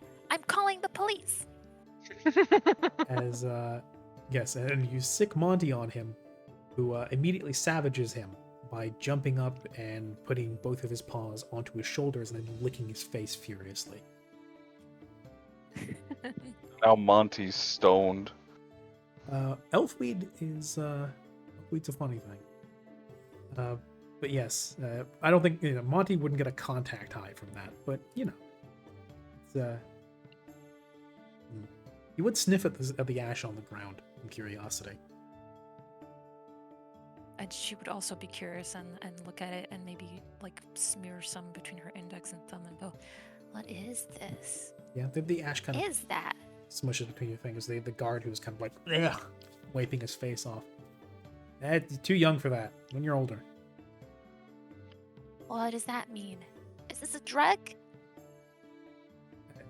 No. Wild-eyed. No. And she commands Monty to like intimidate him by getting as close as he can to his face and growl. Are you Monty lying? again puts both of it he stands up on his back legs, puts both of his paws onto the guard's shoulders, and just like panting into his face, and immediately the guy goes pale. Don't lie to Monty. We feed him dog food, but his real meal is meat. I did not tell her to say that. Evildoers. His real meal Note to is self. evildoers. He should be an anti. Okay. But yes, the Monty growls at him, and he is sufficiently cowed. He's like, okay, just get off me, please. At this point, he's pinned against the wall. Okay. But if I catch you littering again, it won't be so easy next time. I swear by the Monty may eat dog food, but his real diet is liberty and justice. Yes. Yeah, he for takes a bite all. out of crime. Yes. The guard That's- hurriedly crosses over his heart, and he goes, "Swear on the mother, I won't do it again." It's like yeah, that's. I guess it kind of has a drug. It came in with one of the new cards. I was giving it a try. All the others were trying. New cards? Is there like new shipments of stuff? All the stuff that's coming in from Mordon. Oh. All kinds of new Where are weird those stuff cards? is coming in with the merchants. Where are these merchants and these cards? Well, they come through every now and again. Usually at the end of the week.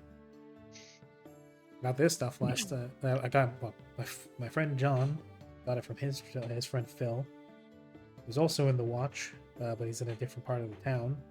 He got it from a cart a couple weeks ago at I think it was end of the week. Bought it from this elf lady who was passing through. Said she wanted to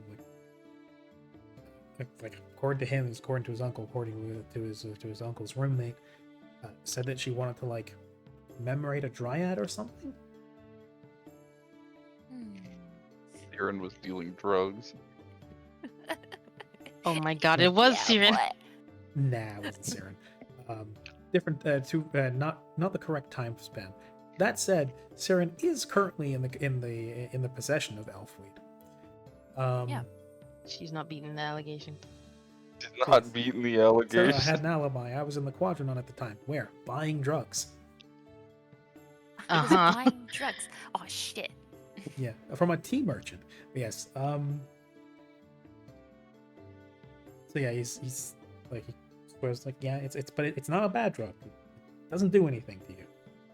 It makes it kind of fuzzy. Oh. Also stuff like there were new spices and stuff that came along. That I couldn't buy any of that because it was too expensive. But there was had like steel and stuff. And I was really hoping to get myself a proper sword, but not on a guardsman's salary. Ooh. Yeah. Not all of us can be as lucky as me to have this. And she pulls out ball dung. This trusty girl has gotten me through a lot. It's probably the most legendary weapon you'll ever see. Yep. You really keep the streets clean with that one. I sure do. Anyways, try and keep yourself clean.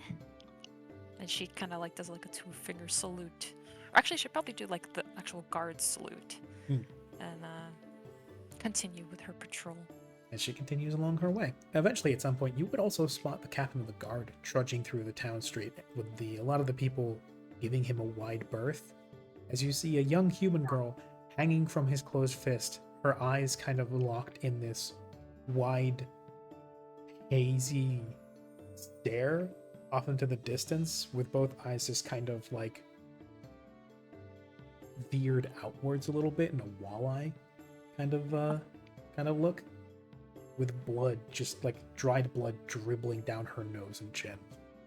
Whoa. As he Would I drags know her the along name with her of this feet her heels dragging through the dirt. Sorry, what was your question? Sorry. Wanted to know if Bartleby would know the name of this captain.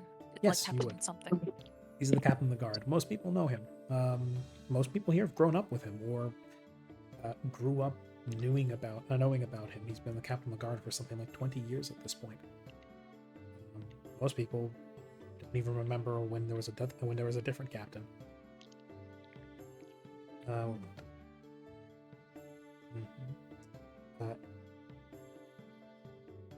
His name is Sean Denmark. I see. So it'd be Captain Denlaw. The guard captain Denmark. Bartleby, when she sees this, she's gonna like. I guess it wouldn't be too hard to push through the crowd with Monty. She'd go, Captain Denlaw, guard Captain Denlaw. What happened? Who is she? Is she dead? Did you kill her? He looks at you, and there's that hard, steely edge to his gaze that he always has. He's never been a man of many words. It's something that's been. It's something that a lot of people in town respect him for. Others less so, because they believe that a captain of the guard should be able to associate and connect with the people that they are charged with protecting. But all the same, that's the captain. He doesn't talk much, and most of the time he looks vaguely angry. But when he turns to see Bartleby you, is unfazed. as you approach and you catch his attention, he looks down at you and his gaze softens a little bit. He looks down to the girl and says, "Ain't no one, just a thief. Oh, what did she steal? Stole my wallet and tried Telly's. Oh, Last mistake she ever made." she tried stealing from Telly? Wow, she's really stupid. She's a tourist, is what she is. As he continues walking, dragging her legs through the town through the town road, leaving small little ditches where her heels drag through the dirt. Monty dutifully keeps pace with his long strides. Bartleby's just gonna look down and shake her head and go, "See that, Monty? That's what happened to people who steal. Not good." But he was dumb enough to steal in my town. I think You're a good. actually should. He actually he spares a glance down towards you and says, "You're a good kid, Barty. Don't ever change that." And she goes like wide-eyed, and she looks like she has like just a sparkle in her eye when he compliments her, and she goes, "Thank you, sir." Does like a little salute to him and straightens up her posture. And I think actually hearing him explain what happened and that this tourist was also trying to steal from Telly, she'd probably go bother Telly, not just absolutely not caring that children don't belong in bars. She would just trudge right in, but she'd leave Monty on the outside, like actual Steed. You leave Monty outside the bar where he stands watch, totally not begging for scraps from anybody that comes nearby. As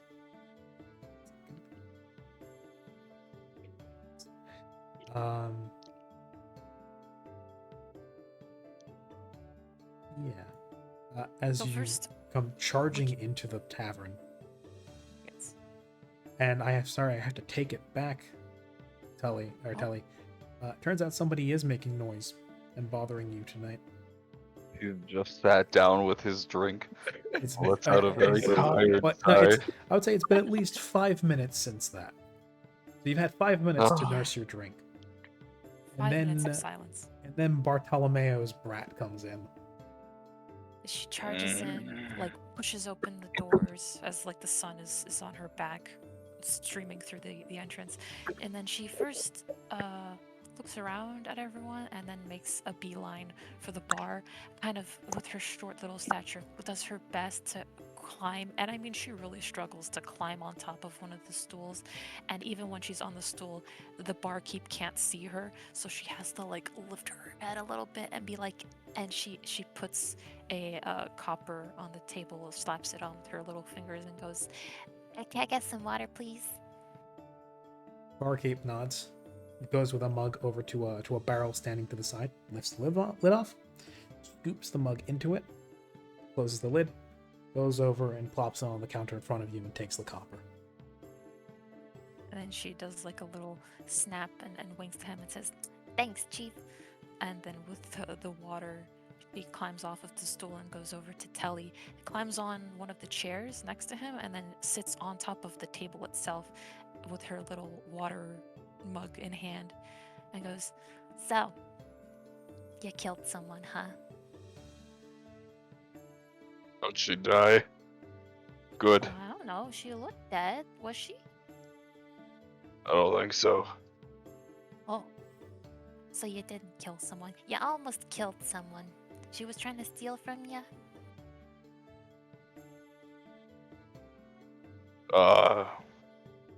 Probably. What? Why are you in here? What? I'm part of the guard too. I'm the protector of this town. I can go anywhere I want. Well, that's I what Grandpa forgot told you me. inherited your grandfather's delusions. They're not delusions. They're real stories. You guys just... You don't believe him because he's old. You're disrespecting your seniors. I remember when your grandfather was here, when he wasn't so gray or loose in the mind. His brain has been tighter than ever. That's what he says.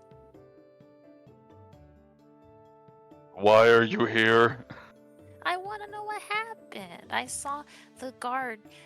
Captain was trudging through the streets dragging some girl behind him, and she had a bloody face. And he told me that she stole from him and she tried stealing from you. And I said, "Wow, that's pretty stupid trying to steal from Telly."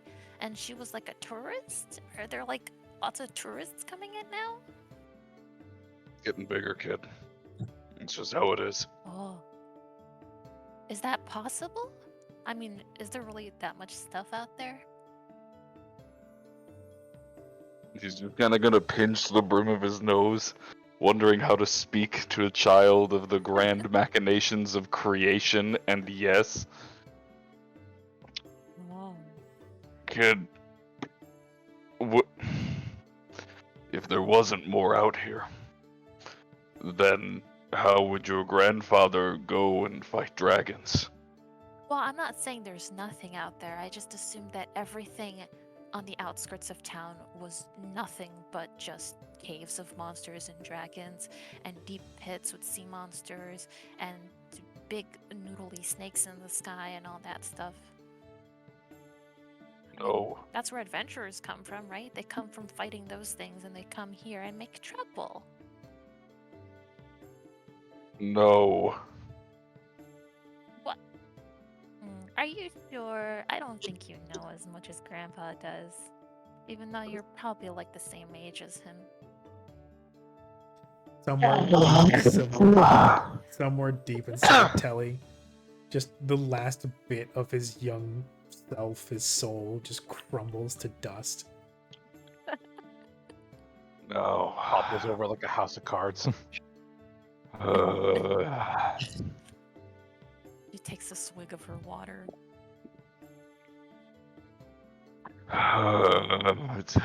Yeah. You tell me it seems pretty hard out there. For adventurers, I mean. But you know, you do what you can. I'll be out there one day fighting those monsters. And how are you gonna defend the town? Wait, hold on. I have to unmute you on Discord now.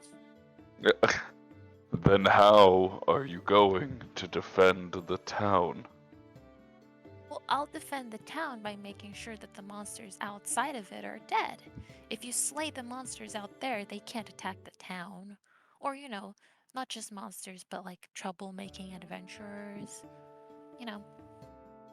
You know, kid, I hate to break it to you, but life is never that fun, and it's never that fair. And you're probably gonna be stuck here for the rest of your life. But that's okay.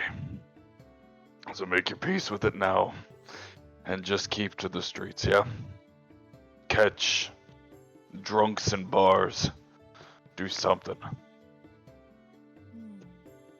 You're not gonna get to do both. I think I can. But, you know, it doesn't make a lot of sense to me. You're really old and like weak and haggard, and you have a lot of experience. I mean, you must have like millions of years on me comparatively. Why haven't you left? Why do you just stay here and drink all day? I mean, does it taste that good? Which? Which? Is that the ever-present question? Why do you drink so much? Does it taste good? It's like whether it's water or not. There's the constant answer of, oh, it gets the job done. I love annoying my boyfriend as a little kid. Yeah, no, it's pretty normal. Anyway. Heyo. Heyo. Anyways. I tried to leave once. And I got pretty far. But I didn't find anything I was looking for. Because it ain't out there. Nothing you're ever looking for is gonna come your way, kid. Drink. At least not how you want it to. What are you looking for?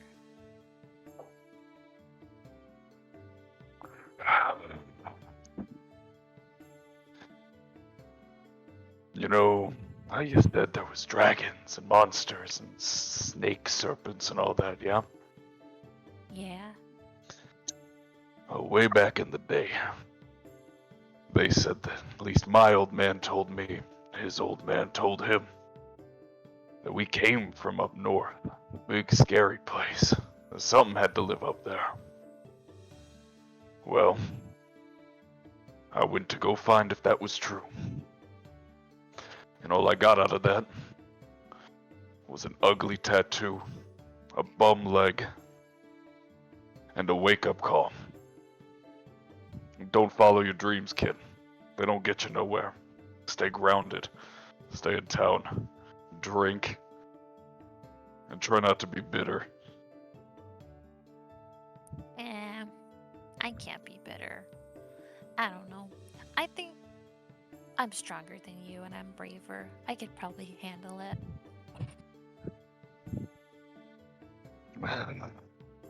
You know what? Maybe you're right. Maybe you should go and handle it right now. What's Yeah. a better time than ever to wait? If you're so much braver and stronger, you should leave town tonight. Well, not yet. I have to get old enough. Grandpa says I can only leave when I'm old enough. And that makes sense, because, I got growing to do, even though I'm already super strong and brave. I mean, I can prove it, I can down this whole mug and not get drunk. You down a couple and you get drunk. I could drink more than you and not get drunk. Then you should try. Yeah, it's water, It's No, what they I am feel. I am yanking the water from her and I am sliding over the mug. Drink. Oh Try it, kid. no! Is this Oh, piss? Anything. no. This is literally Telly is doing everything he can to try and get this child to leave him the fuck alone. He's resorted to trying to make the child pass out drunk. Why is it yellow? Is this pee-pee? Are you trying No. to make a kid drink pee-pee? I'm telling on you. And she immediately leaves the bar, hops on Monty, and goes to tell her grandfather. There's she immediately gallops out, and somewhere in the silence of the tavern, there's the words, "A shit eater." There's another person that says, "Yeah, now we got a piss drinker." I'll kill you both. And it's like the two guys immediately grab their mugs and bolt out the front door. It's like, Grandpa, Tully tried to make me drink pee. That bitch always has done weird shit like that. Don't pay him any mind. You know what this means, Okay. though, Bartolomeo. You know what this Yes. means. Yes. What does Yeah. this mean? She's just told you that he tried to offer her some of his drink. She found out that it is pee. Drinks piss. She thought That it was pee because bastard. it smelled pungent and was yellow. That bastard really does drink piss. First the shit eater, now the piss drinker. There you go. First Thus, we- a new rumor was born. Welcome to small town. Huzzah! The Welcome to lo- small town life. the lo- Telly is the resident Bear Grylls. Oh, no. the loathsome piss drinker. There's a twinge up his Anyway. back again. Eat dung, drink, Anyways. live forever. Yeah. Anyways, come help your grandpa do the dishes. Okay. I know you're not making our grandfather. Grandfather. I know you're not making our granddaughter do your chores. Shush, woman. Shells from across. Oh, I oughta cane you. She helps do the dishes by having Monty lick them. There you go. Efficient. Yeah. Kind of smell. Proficient. Why do our dishes smell like dog? Yes. Yes. Yes, and Glinda, for her part, as much as she is happy to harangue Bartolomeo, never actually physically does anything to get in their granddaughter's way. Yes. Let's see.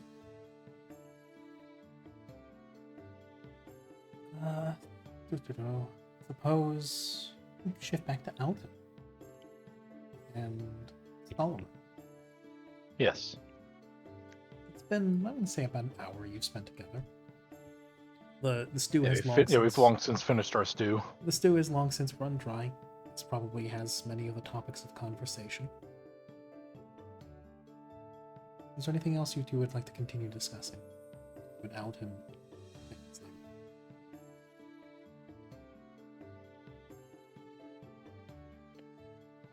Alden, are you there? Vera? Oh no! We may have lost him. Vera, awaken. You know what? Grandson, what the fuck are you doing? You know what? part of me, secretly, would be kind of happy if he was asleep. Because that man is fucking exhausted. Oh, I saw him light up. Vera? Yep. You awake? Yep. Wonderful. Oh. I thought we lost you there for a bit. No. I did doze off, but I'm awake now again. I Okay, understand. all right. Don't worry about it. I know you're exhausted. I know you're running on like half an hour of a nap, so yes. Your talk with Solomon has run for about an hour at this point. The conversation, as well as the stew, starting to run dry, I think. Is there anything else you would want to discuss with him? Or would you beg your leave?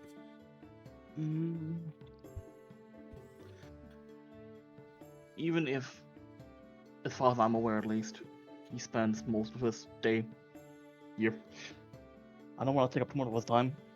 Don't want to eat too much of his stew. So I would probably excuse myself. No worries. That's right. It was about time I did some meditating. Maybe, I don't know. Maybe finish off whatever's left in the pot. Yeah, you could do that. So who knows? I might come down to town for a bit. There are some things I have been meaning to grab before the day is done, but The you'll see merchants are me supposed to when come. I'm there. The merchants are supposed to come into town today. Supposed to be passing through. It's a sort of Precisely. bi-weekly thing. Precisely. Don't come over often, but every couple of weeks, the caravans to and from Strasbourg and Mordan tend to intersect and pass through what do you call it, Salvanost. So when people usually sell and buy what they can to the merchants if they can. And so it's a good play. It's a good time to grab anything that's not just normal, groceries. Yeah. Either way, you'll see me when I'm down there. All right, it's a promise. I'll That go it back is. before they start looking for me. Okay. Alton, Yes. would it be fair to say that you're kind of dissatisfied with the answers you got from Solomon? Yes. Okay. I mean, yeah. Definitely not in the he very much understands that he understands the wisdom in his words, but it's not the thing he wants to hear. He still it doesn't change that he wants to experience and see more. It just makes him more conflicted, if anything. Very much so. Solomon is obviously a man of duty, and who has never been uncomfortable with the thought of... Solomon is quite obviously the kind of man who needs a community and feels happy when a community needs him. Very dissimilar to Alton. There is one other source of wisdom within the village that people go to for a more maternal touch, that being Granny Aking. My question to you is whether you would go to consult her, or you would just spend the rest of your day whiling away your way. I ask because Alden seems like a boy in need of somebody to talk to. But at the same time, I'd also understand if he, was kind of tuckered out in terms of conversation.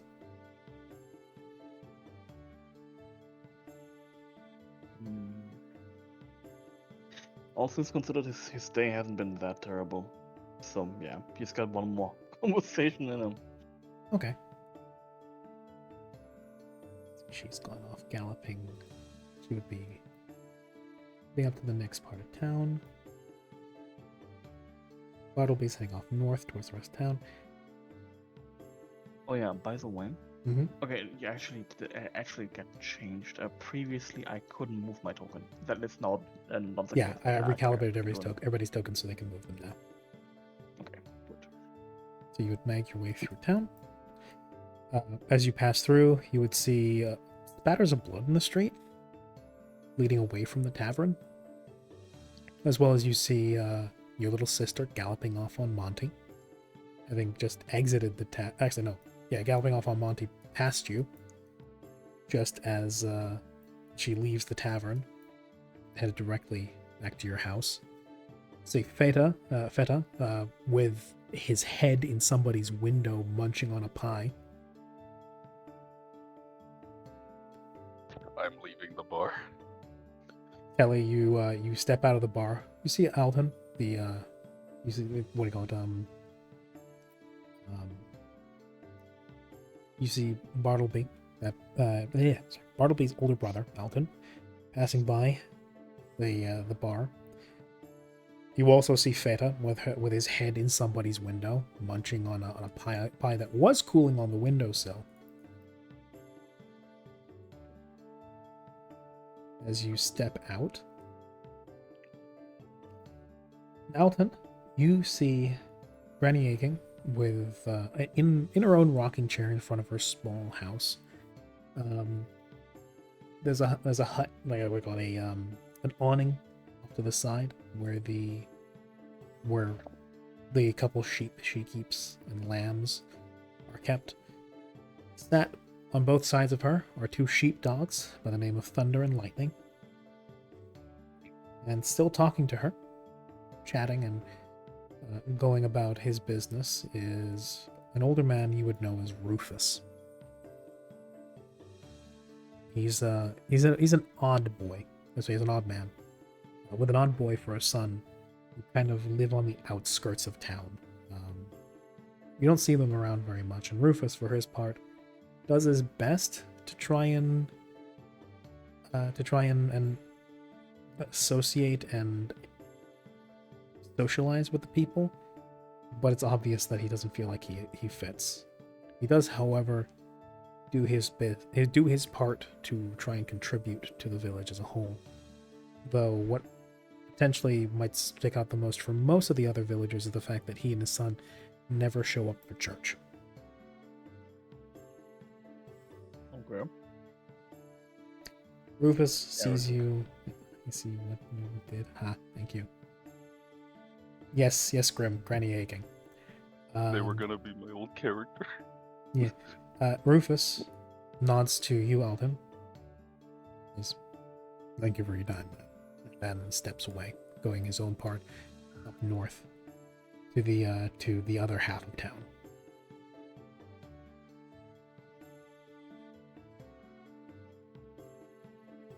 Granny Aiken, for her part, that same lamb she usually has with her. Apparently, it's a rather weak one that needs constant supervision. Nestled under her arm, got a pipe clamped between her teeth. She rocks back and forth a couple of times, sees you approach, and then with one hand kind of gingerly takes the pipe out from her mouth. And then looks at you expectantly.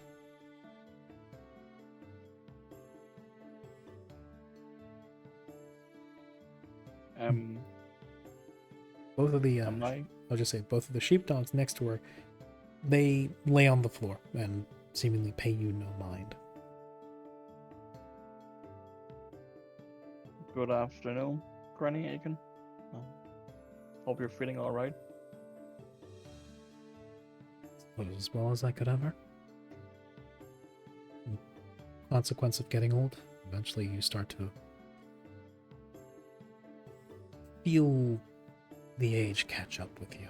But, thankfully, the new medicine coming into town, along with the guidance of one of the better sorts to come through, has helped me alleviate the symptoms a little bit. She is talking about that group that came through about a year and a half, 2 years ago, back when the town was still far less popular, before the cold let up. She did talk for a time afterwards about an odd dark-skinned young man who gave her a stack of notes and some materials that she's had great success with in terms of mixing into ointments and medicines. I remember. Mina talked a lot about them. Yeah, she did. She misses them a good bit. I do hope they pass through sometime and visit. Ah, but you look like you've got something to say. Well, something to ask.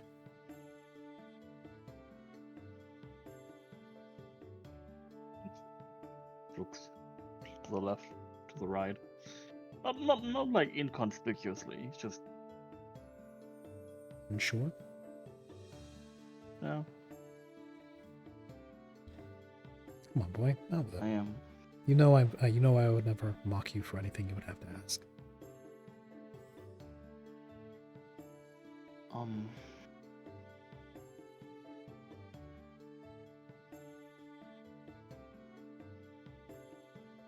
I have a problem. Speak up. I have a problem. Going by the look on your face, yes, you most certainly do.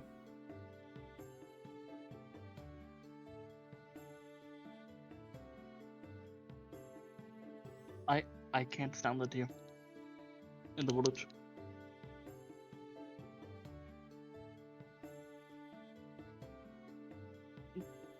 Don't get me wrong. I don't dislike or even hate any of you. I can't stand living here. As you speak, the old woman's eyes are firmly fixed on yours. They're dissecting you. They're not judgmental, they're not harsh, but they don't waver.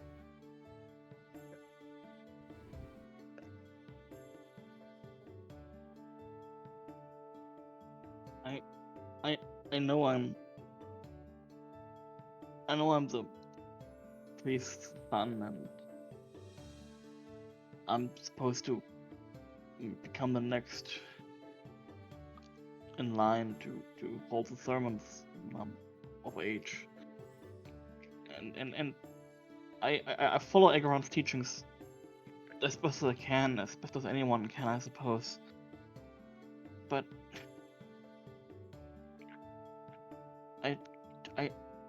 I don't want I don't want to be here all my life. I don't want to day in, day out prepare the sermons for these people, even if I love them. I'm going to go insane.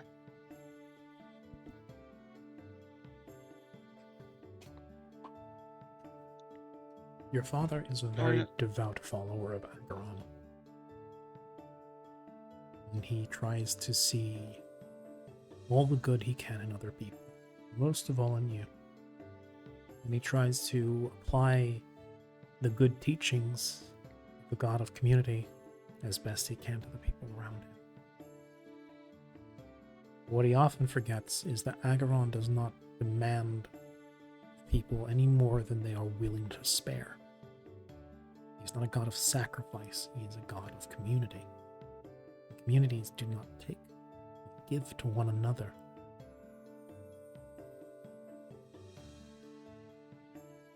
Most people who live here in Savanovsk stay either because they must or because they found what they need in life. I stayed here with my husband, and with my children, and with my dogs and my sheep,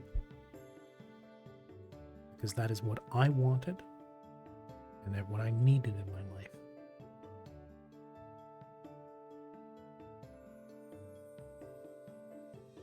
The people say they need me. Sometimes this is true. But sometimes I need them. We all give to one another as much as we can spare. Many, that is enough. People always talk about needing each other and being needed. Solomon's the same thing. I just don't. No one needs me. I'm just another boy who helps the. Alden, I know you don't think that. Take one look at how your sister looks at you. At your grandfather, your grandmother, your father. They love you very much, and I know you love them too. Now, I know you are conflicted. I know that it is not an easy life to live. Be here in a village where life is so pedestrian, so idle. The question goes away from what you need, because I think you know what you need in life. Now you have to ask yourself what you want. You know you care for your family. You know you care for the community. But you should also care for yourself. In your life, your family is important, as are your neighbors. But if you drive yourself to the point of misery, for their sake, then everybody that cares about you suffers as a result. Elton, what do you want from your life?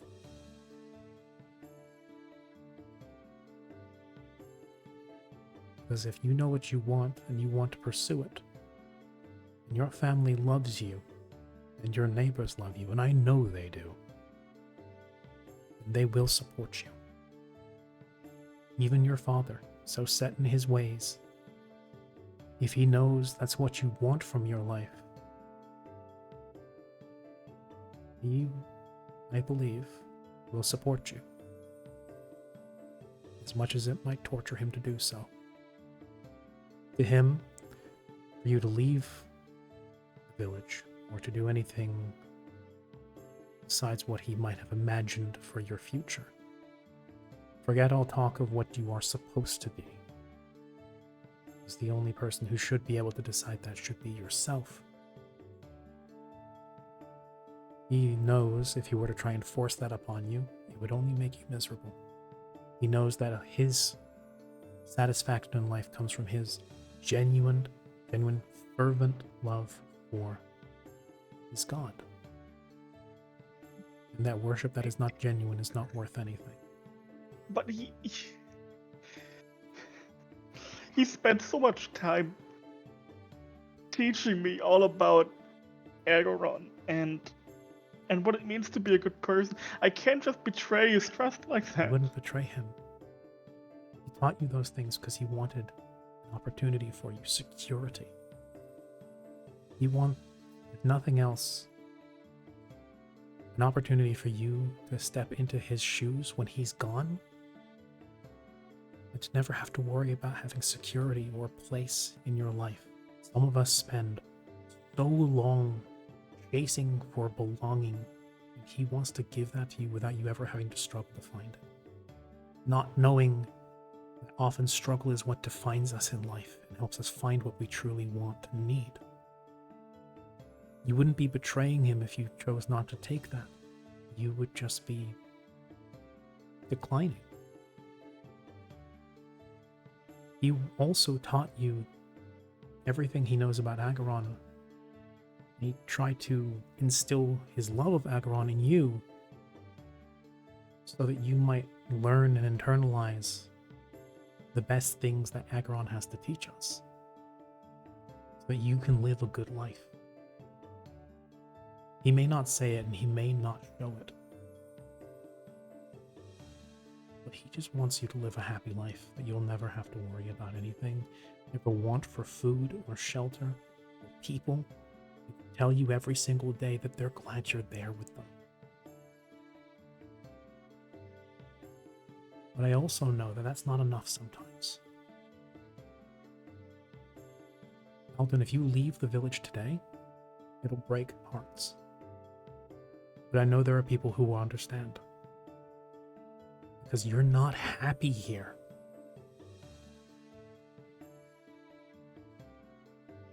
But don't race off. Don't leave without a word. Talk to them. Compromise with them. Find understanding. And then, when you need to leave, not if, because I know you need to leave, you can do so knowing that they are supporting you, that you are loved, that you will always have a place to come back to.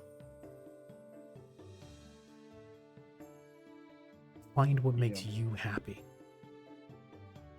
There are too many bitter, miserable old people in this village who have spent their lives trying to build something so their children can experience even a day of happiness.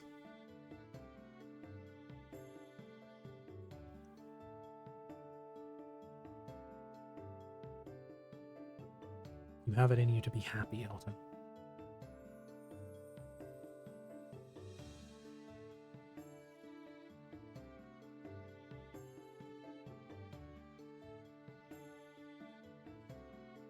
I know you have a lot to think about.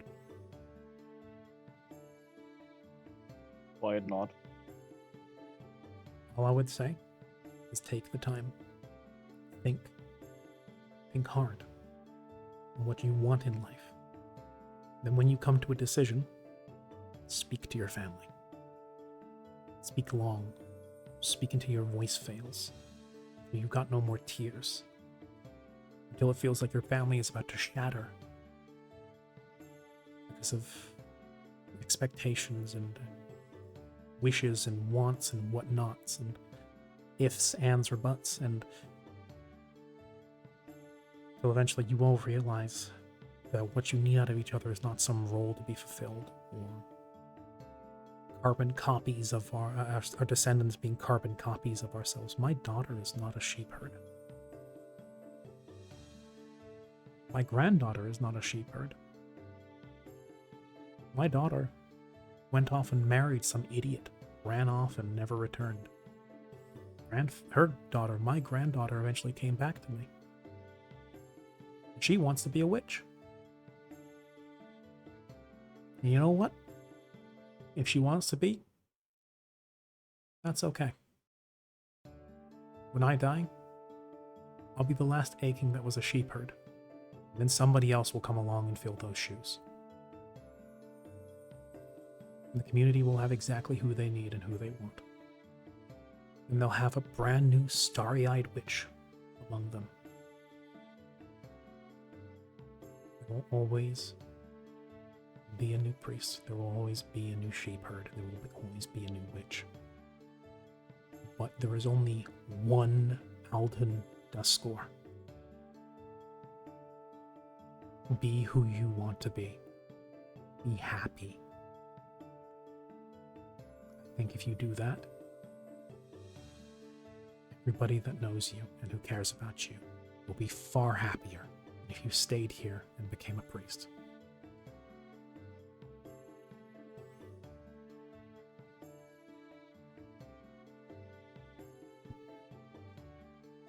Thank you. You're very welcome.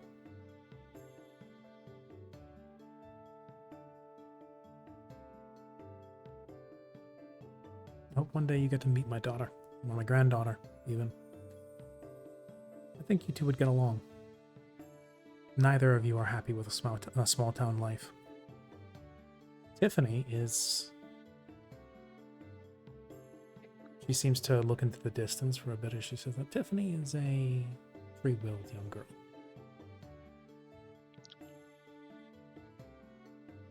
I think she's going to make a good witch.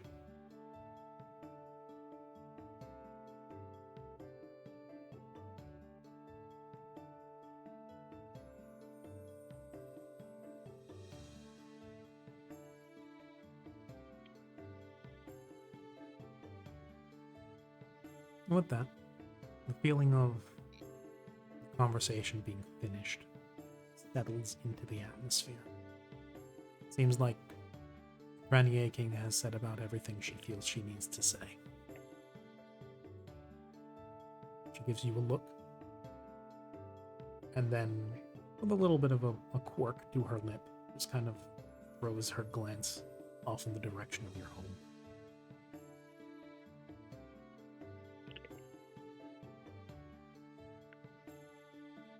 There's a quiet look of knowing in her eyes. Like an unspoken statement of, you can do this. You will do this.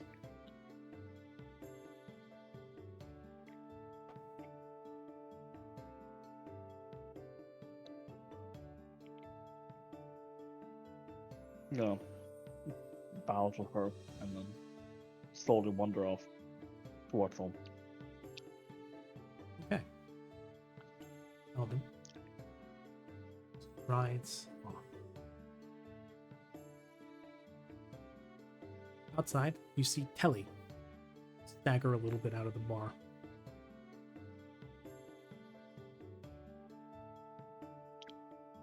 He's got blood on his knuckles. One of them.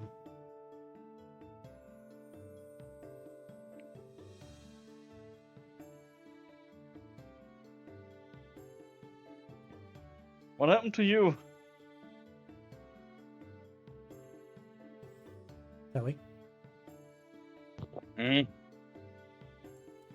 What happened to you? What do you mean? What? Why is it every kid in this family? What? Your fucking knuckles! Oh. God. Your entire family has too many questions. Yeah. You're right about that. Pickpockets. Damn town. It's going to shit.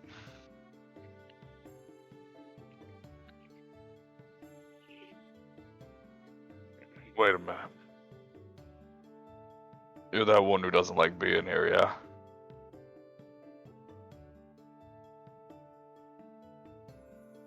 Bit of a blank stare. Yeah? Yeah, I Oh? knew it. You don't hide it well, kid. You know, What about it? you should leave while you can, so you can get disappointed. What? You heard me. Leave while you can, so you got time left to be disappointed. In what? In whatever you're hoping to find out there, kid.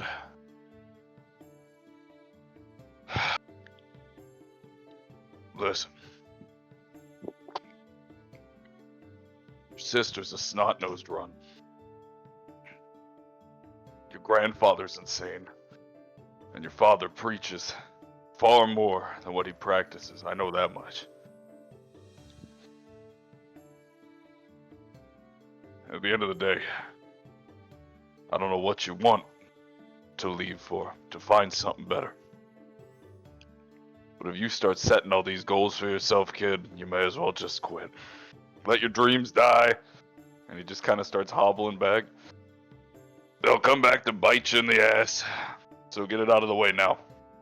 Because when you're old, like me, your crazed grandfather, you ain't gonna have time to regret it. And then you'll die unhappy.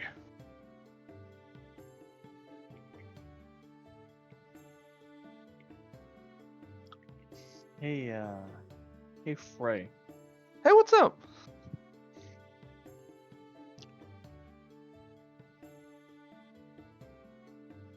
What's your AC? You might have seen the Terrible. first instance of PvP. Oh my. Pretty sure it's not that high. It's not really. I have to double triple check. I'm trying to load the telly sheet, and it's being weird. Oh, that's why. Yeah, let me see. 15.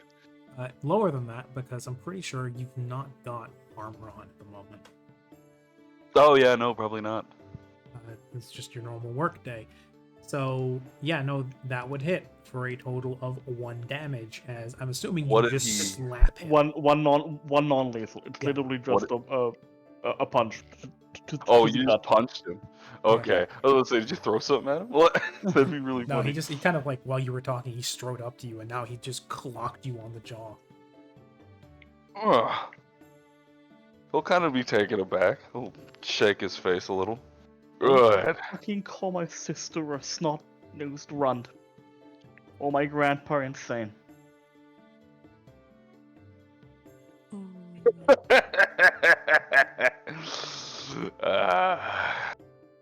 You're a My lot dad's the like best. me. My dad's the best man I know. They Good. annoy me every day. But don't fucking talk about them like that.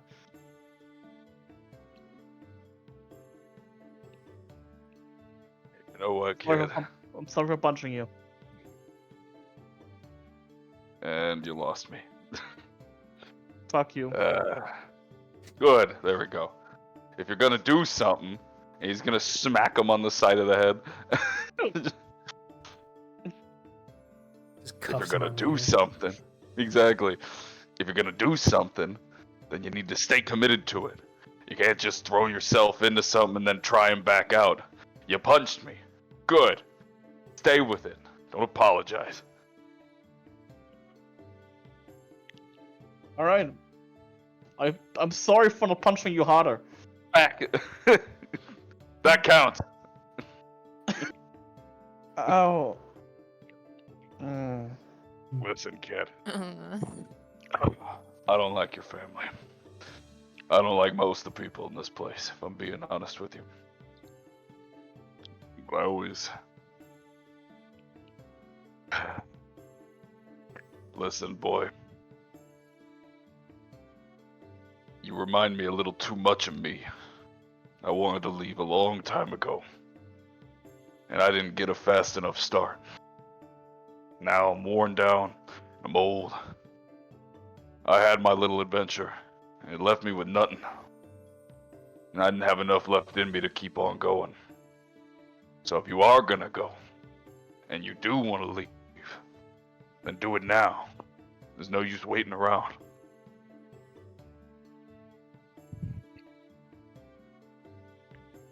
You don't want to end up like me, boy. Yeah, no, not really. Can't blame you. So if you're gonna do it, then say it with your whole chest. Now get on out there and do your thing. And he'll just kind of start walking past him, and he'll pat him on the back on the way, Yeah. and then you can't.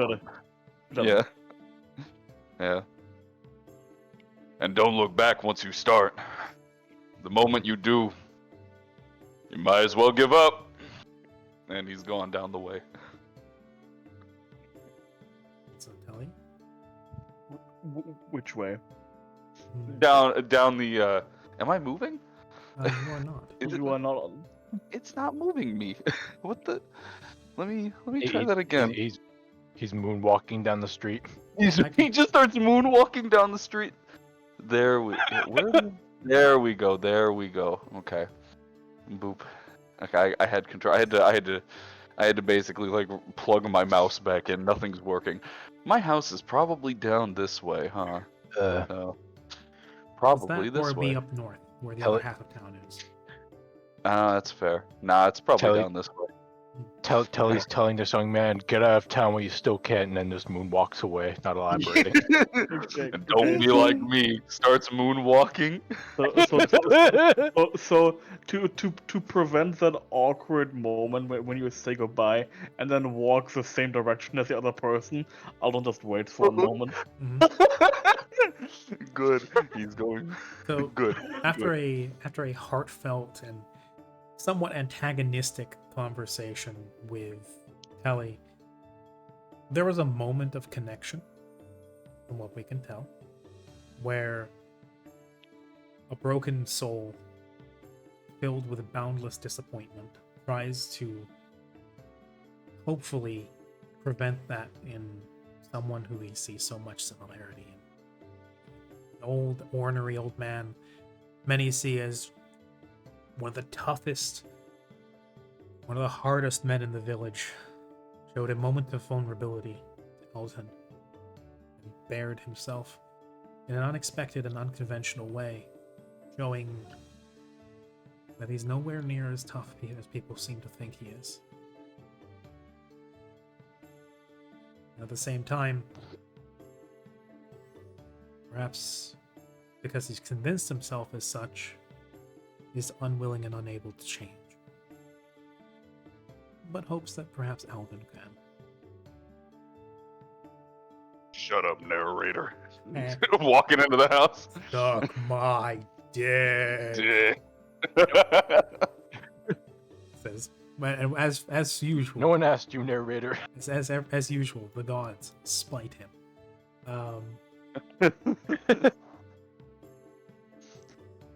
But yes, it seems everybody's wanting, every older person is wanting to give Alton advice today, whether he sought it out or not. But Alton seems to have gotten some very valuable conversation. So he returns home.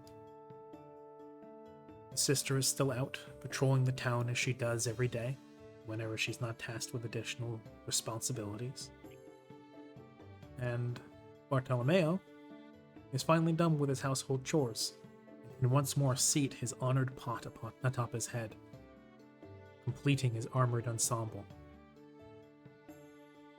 As My trusty head. the trusty helmet. As Alton returns, I'm going to speed things up a little bit. The day continues to pass. The merchants do eventually drop in towards the evening. They'll probably be leaving tomorrow. And so some people stop into the center of town where a small market forms up, and probably will until tomorrow afternoon when they leave once more. The same carts will most likely come back on the way through.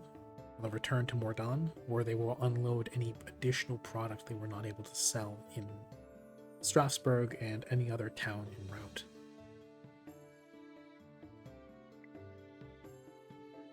So I would say Solomon likely would also have stopped in, as he said, to pick anything up. While you were there, you would have heard a new rumor being passed around by the local wives and merchants talk of how Telly, the rough and tumble town drunk, apparently apprehended the thief today, and then apparently was rumored to drink the toughest most piss-like drink you can here in the village, which you know to be like the old stocks of like the real rot gut ale that they would brew using what little they could.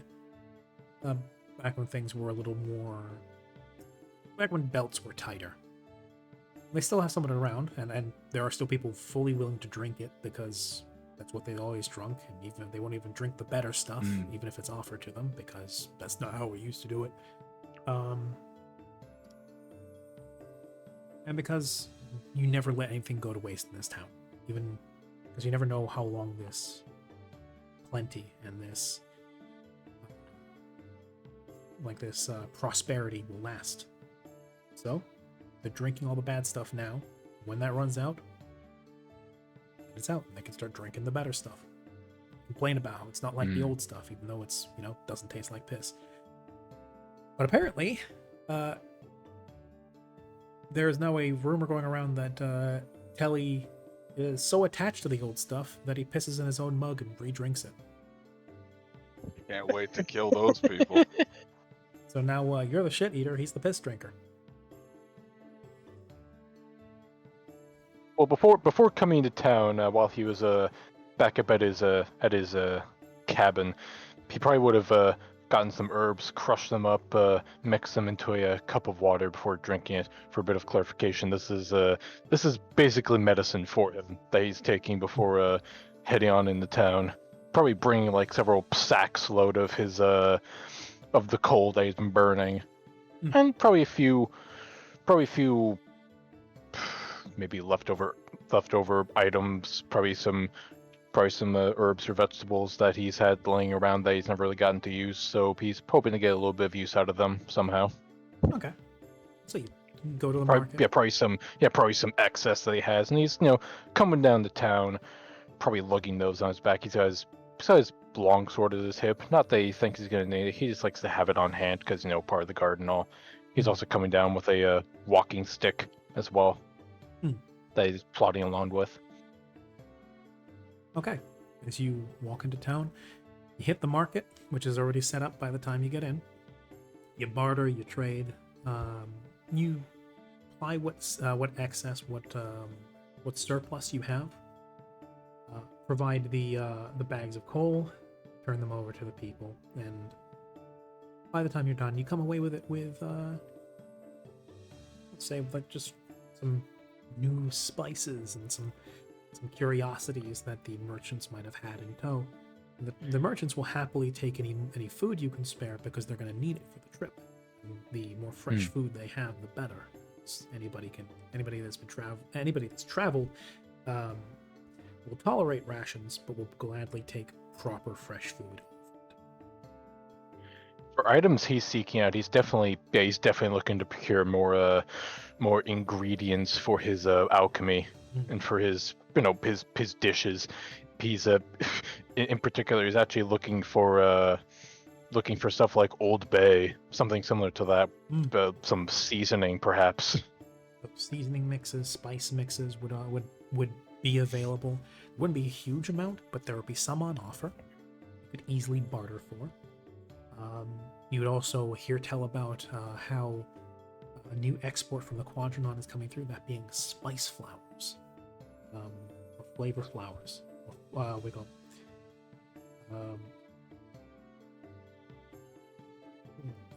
It'd be flora spice. Yeah, how there's new flora spice coming out of the Quadranon from a place called Norbis, along with other things like. One of the merchants apparently is a dwarf who managed to, who's bartering and trading for tankards and small hogshead kegs of proper dwarven ale from Yucatan. Which is a rarity because they do not trade very much. And when they do, it's usually for very high prices or with very select trade partners. The Mordani are some of the few people who they have a regular business trade, like a trade agreement with. And somewhere behind his mask, he's getting a fittingly shit-eating grin as he thinks about probably offering some up to Telly, some dwarven ale. Well, the barkeep, who you are familiar with, is there, and he's very much looking forward to potentially getting his hands on some of that. If nothing else, just to have on offer and have this variety for his tap offerings. Closing a window. Yeah, no problem.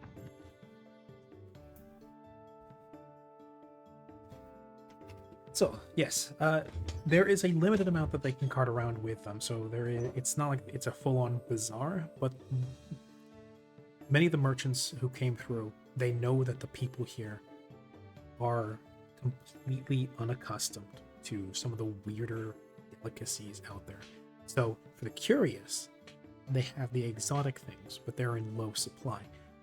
For those who are much more utility and practically minded, that being a lot of people in Savanosk, they've got the usual. They've got treated lumber. They've got hewn stone. They've got ingots and bars of iron and steel for working. Nothing that's like purpose made yet. No nail. Like there's nails, but there's no like swords. There's no hammers. There's nothing. Because most people in this village still use wooden tools. Metal is an extremely short supply, especially proper steel. Most stuff that people use here, if it's metal, it's probably brass, because it can be whacked back into shape very easily. Proper iron and steel tools and other utilities, nails, always in demand, because that's a surefire thing to sell. A lot of the merchants bring stuff like that. for a lot of the children, and for the people with a little bit of money burning a hole in their pocket, they've also got the more exotic goods, like what you're looking for as you are experimenting around with cooking. Mm-hmm. Very much. For all the bartering and and not really haggling, but definitely like conversing he's doing surprisingly little. He's very short, though not in the rude sense, just very simple with how he speaks. He's like that and what and how much. Very short sentences, but still in like his deep raspy voice, perhaps to keep some kind of strain off of his throat.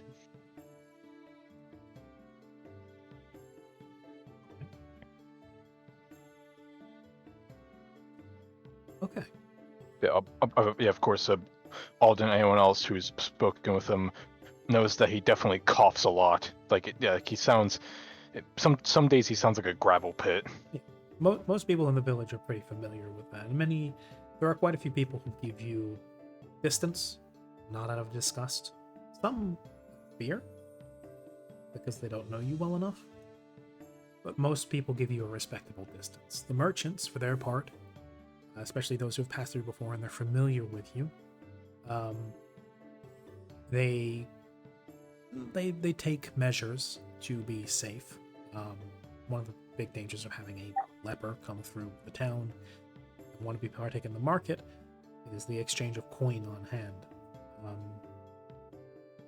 What ends up happening is one of the local guildies, so one of the members of the local trade guild house, comes by and works as a middleman for you. He takes the coin off of your hand, offers him clean coin that he can leave town with immediately, and then that coin that he took from you will then be sanitized and put into the guild coffers.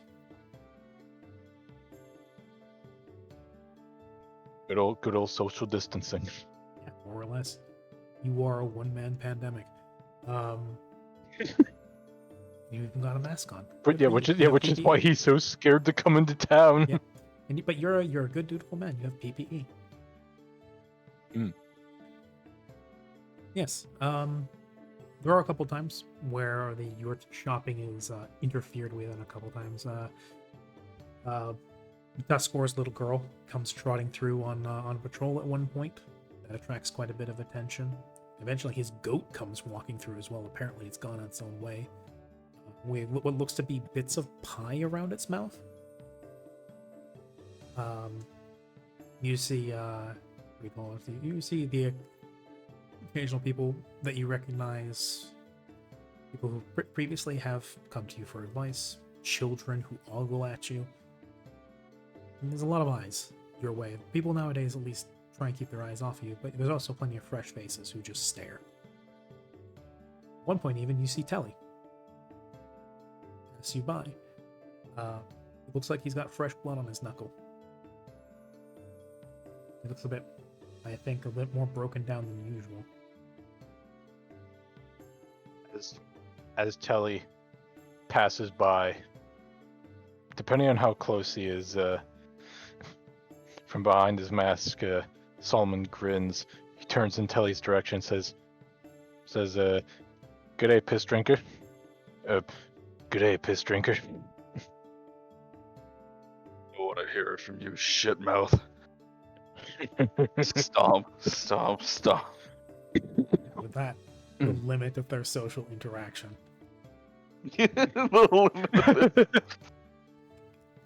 Bartleby from one side of the path there will on Monty's back just kind of wave over and say, "Hi, Solomon." Solomon waves over in response. How have you been? He gives a thumbs up. Oh, good. Tully drinks pee-pee now. So Solomon gives as hearty a laugh as he can.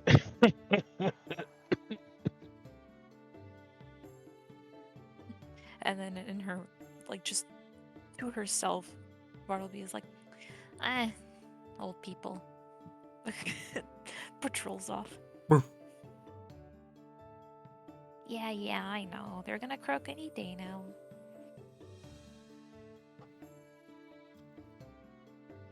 The day continues to pass. Feel the necessity of asking, is Dutch doing anything with his day? What does he do to take a load off once tending to the animals is done? Well, I would say once the ranch manager, so the ranch head would be the word. Once the ranch head you're employed by eventually like tells you to take the day off and everything's done for the day, what does Dutch do? That's the time. Well, he probably goes to his room, so cleans it up a little bit, and then goes out for a walk. Where does he walk? Through the town or around the town? Out into the countryside? Probably around the town. Okay. Be relatively unbothered. Probably what Dutch is looking for. Not a lot happens around the town's outskirts. As you're kind of taking a walk, Buttercup joins you. You see Solomon's Hill. He doesn't look like he's there for the time being. And then just rolling countryside. With every here and there is a tree, some bushes. Just goes on and on. To the far north, you can still see where the frosty north begins and ends. Far, far off, you can also see through fog and cloud, high mountains. Foreboding sight. I'm sure. I'm assuming that's how Dutch spends the rest of his day.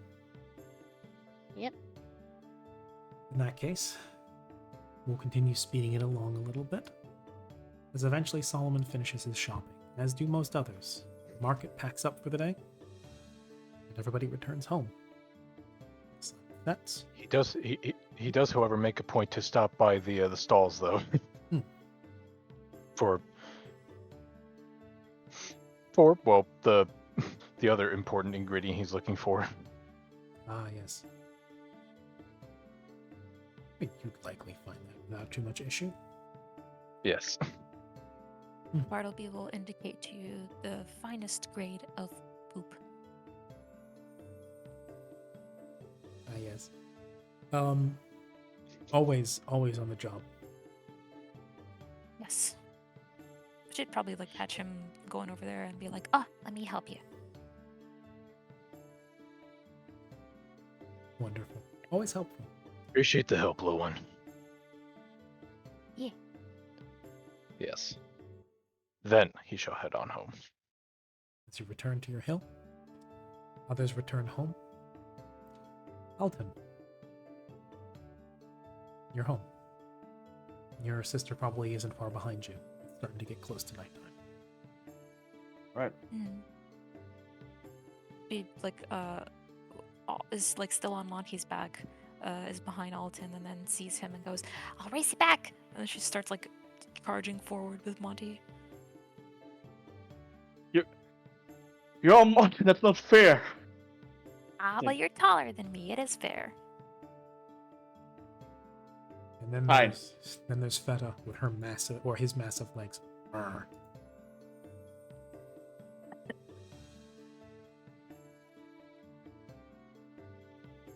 Yes, I will once more rescue you. Imagine Ragged if I ride Feta GM into leader. battle.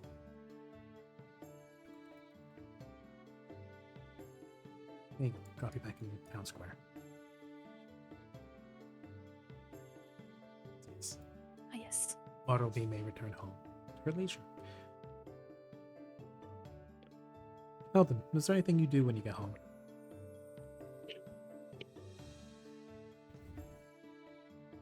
Checking on the state of the house in general, I After mean- the dishes been washed by grandfather? Yes, actually. Same. Wow. Going by the way that his helmet is sparkling. What time of day would you say it is right now? Like late in the evening, or It's getting it's the sun is setting. It's getting close to nighttime. Yeah, I'd say Bartolomeo is currently like sleeping in his rocking chair.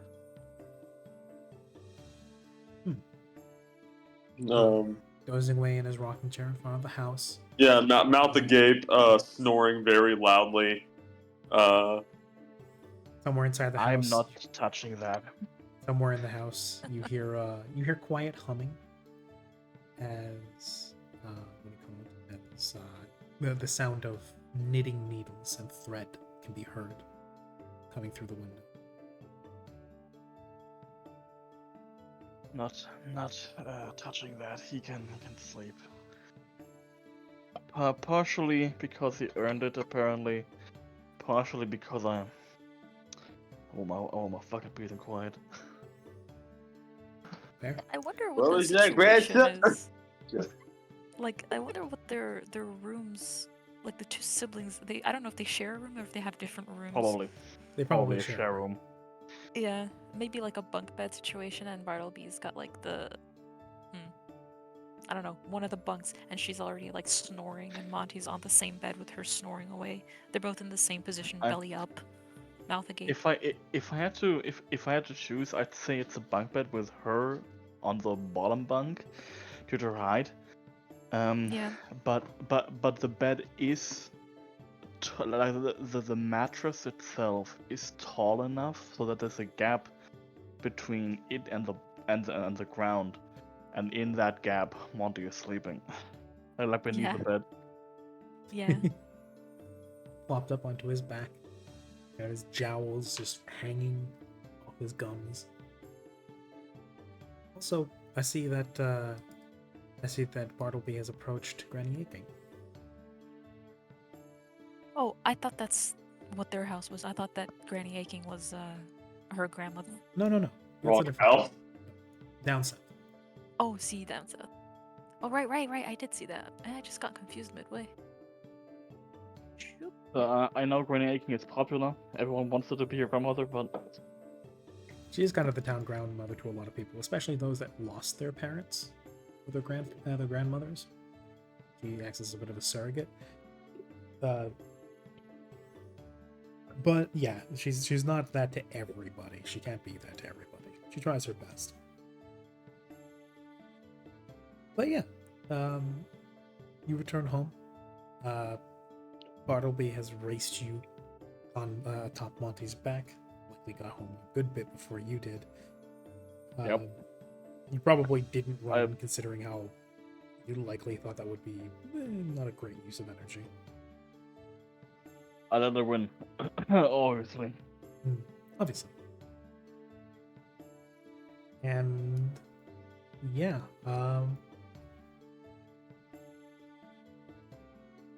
actually, yeah, no, my point still stands. You're home. Bartolomeo is rocking back and forth and snoring in his chair. Your grandmother is indoors, knitting from the sounds of things. Your father is coming home slowly from his duties at the church on the other side of town. He sees you standing in the gateway. Good evening, my son. And my daughter. You two look like you've had an eventful day. What? Oh, yes. I talked to Dutch, and I did my patrol, and I caught a bad guy littering, and I talked to Tully. He punched some girl in the face, and I caught him drinking tea and trying to make me drink it too. So I told Grandpa. And I saw Solomon too. There was a market. Our expression just kind of grows from like bored to interest peaked to confused to disturbed all across that explanation. You are a direct mirror of your father in that regard. You both go through the exact same gamut of emotions at the exact same rate. He like subconsciously like rubs his knuckles. Maybe he should have punched Tully a little bit more. And then, like, without even waiting for a response, Barnaby just like slumps down and starts snoring again. Probably swallows a fly.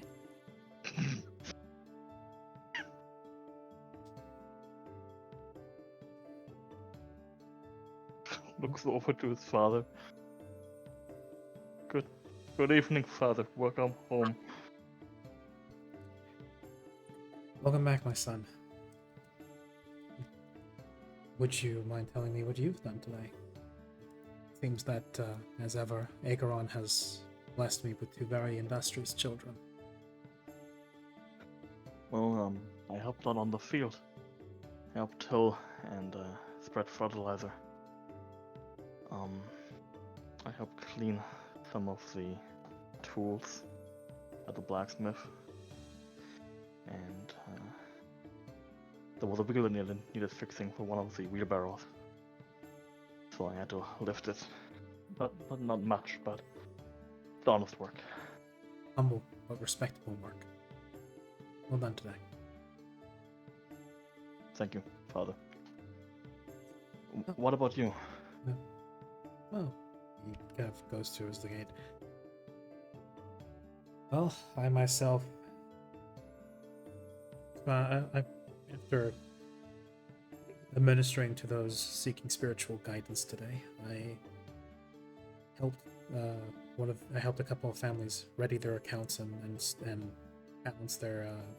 balance their accounts and manage their finances. As though we are trying our best to rectify it, there's still many within the village who cannot read or count. So, I fulfill those duties and I attempt to teach them as best I can, to varying degrees and rates of success.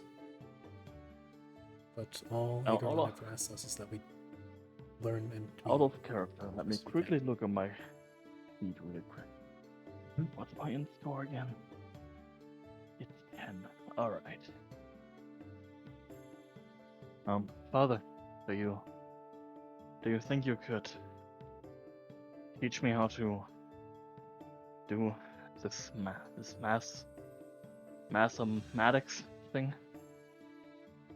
I want to be able to work with numbers like you do. He looks surprised. Perhaps that you're asking a favor of him. Perhaps that you're asking to learn from him. And then a small smile comes over his face and says, "Of course, my son. I will teach you everything you want to know." Thank you. Come, let's go inside. And let's let's let our grandfather rest for. Let's let your grandfather rest for the time being. He's a weary man.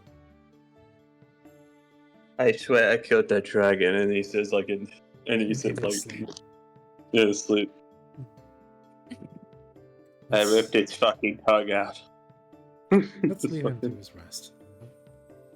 Yeah, I'll teach you the basics of mathematics. Say before dinner. Yeah, good. That sounds good. Wonderful. You can see a little gesture of prayer. He seems happier than you've seen him in a while. As he makes his way, excusing himself past you and home.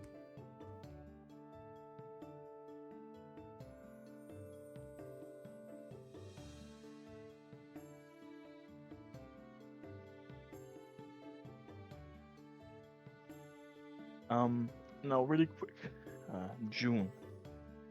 Yes. Do you want it to be that Bartleby is already in her bed, or that she was outside with them? Because Well, I had it that she got home first and was already in bed, but I don't know where the conversation with the father conversation happened. was outside. Oh, that was outside. I think maybe she would have heard the conversation from her window, like sat up enough to respond because she heard the question of how was your guys' day, and then slumped back down in her bed. Okay. Otherwise, Alden would have carried her to bed. Oh, that's cuter, actually. We can say that.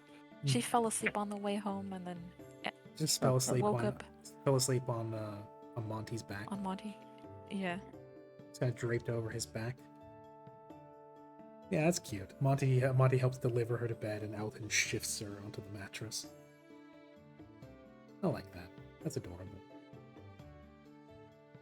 And so we've gotten a look at the other side of the Deskor family. The monkey paw curls. Hmm? The monkey paw curls. Monkey paw curls. The eventually dinner is made. People are woken up. Food is consumed. There's some light conversation. Morian helps Alden, or tries his best to teach Alden some basic mathematics. First, how to count from 1 to 10, and then eventually how to add and subtract. Just like the time he taught him his alphabets. A bit later in his life, but still. Numismatry is something that is very helpful when learned, and it's clear to see to both Bartolomeo and perhaps even to Alton himself that Morian is overjoyed to try and to be able to teach his son something that can help him. Something such a useful skill. So we lost Frey.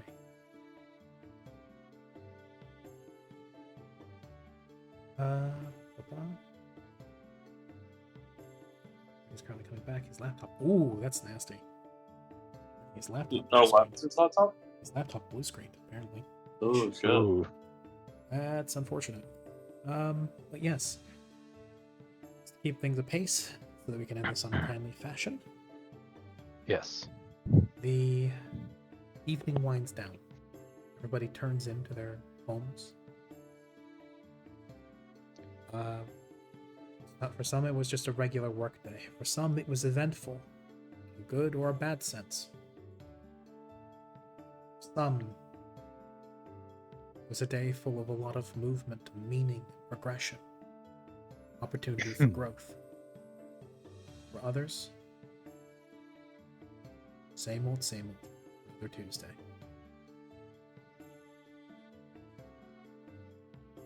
Morning comes like any other day. The sun crests the horizon. Everybody is hard at work, already before the sun even hits their eyes. Dutch is out in the field with Buttercup and all the other animals. The Deskor family is going about their various duties once more. Telly is hard at work, helping with construction. Feeling that twinge in his back, and it come back. Really knowing what to do about it. At this point, he mostly pushes it down. Solomon steps out of his hut. Sees the rolling countryside ahead of him. Then he sees something in the distance, north. It's these people. Solomon, you see people. Not a tight formation, not a marching army, but not a roving caravan either. Not merchants, not even adventurers. None of that. It's hard to see from this distance, especially with one of your eyes going cataract. Sorry about that, guys. Not blue screened. Far in the distance, even with one eye cataract, you see what you think is the shape. Many, many people moving in a loose group, carrying torches, carrying arms. Can't see their faces from this distance, as you've got the village between you and them, from where you're sitting on the hill. But you know it in your gut. Those people are not there for a visit. They mean your town harm. This is the day that you prayed for. acting with swiftness, he runs, or presumably sprints over to, what would it be, a bell? Or Bell, a a horn? something. Yeah. Yeah, either or. He will run up to it. I'd say likely it would be a horn, because Yeah, horn. horns carry far. It takes up the horn, takes a nice deep breath, and blows into it. All across the town, sound of a long horn blast is heard. Um, All across the town, Whoa. people freeze. Will stop in place, wondering. Some people who don't even know what that is. Some are asking, "What is that? What's that for? Is it? Do we have? Is there some people like? Is there a lord visiting? What is that? Is somebody announcing their presence?" And then I almost like to imagine it sounds like a tornado siren of sorts. I wouldn't say quite as loud as a klaxon, but Right. It sounds like a sharp. Then again, another long tone. And then the captain of the guard rides out of the guard office. He listens, and then he turns to the rest of the guard and alerts them. Gather the townsfolk. Don't incite a panic. We're under attack. And that is where I'll leave this session off. Tomorrow, Bartolomeo. as next sorry. week, on Sunday, from what we can tell, we will resume this. And yes, Bartolomeo, you're old enough to know that is the warning horn. No, his eyes will he's just kind of like already sleeping in his rocking chair again, and his eyes will just suddenly open and he'll say, "Well, calls for me again." And as he just kind of fixes his helmet, quote unquote helmet, to his head and gets up. Beautiful. it's time to go.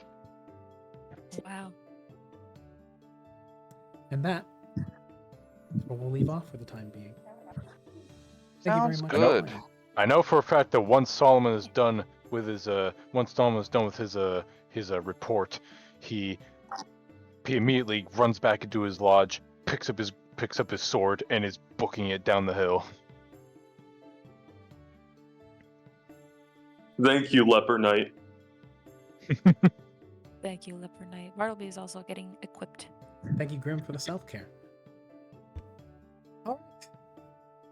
All He- right. yeah, he's also presumably getting but- he's also presumably getting whatever One armor he second, needs as my well. Headphones came out.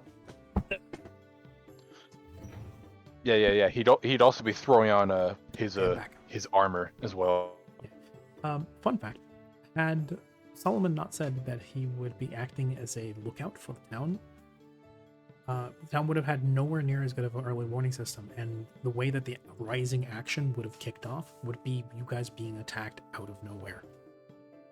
Getting ambushed, basically, yeah. More or less that, like, Once again, like, out of nowhere, just bandits coming in, hacking and slashing through the town, burning things.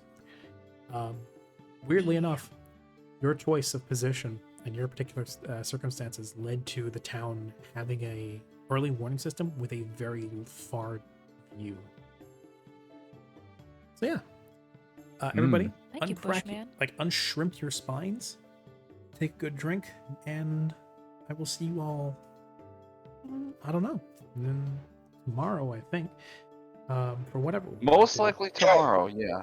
For whatever Yes. We are either going to be having Genesis, or we will do some working on the on the system itself. on characters. yeah, more so Yeah. the system itself, as I've said, is actually pretty much nearing what I would say is beta. I think that a lot of the big kinks that I've had are kind of been remedied. They've been hammered out pretty sufficiently, I would say.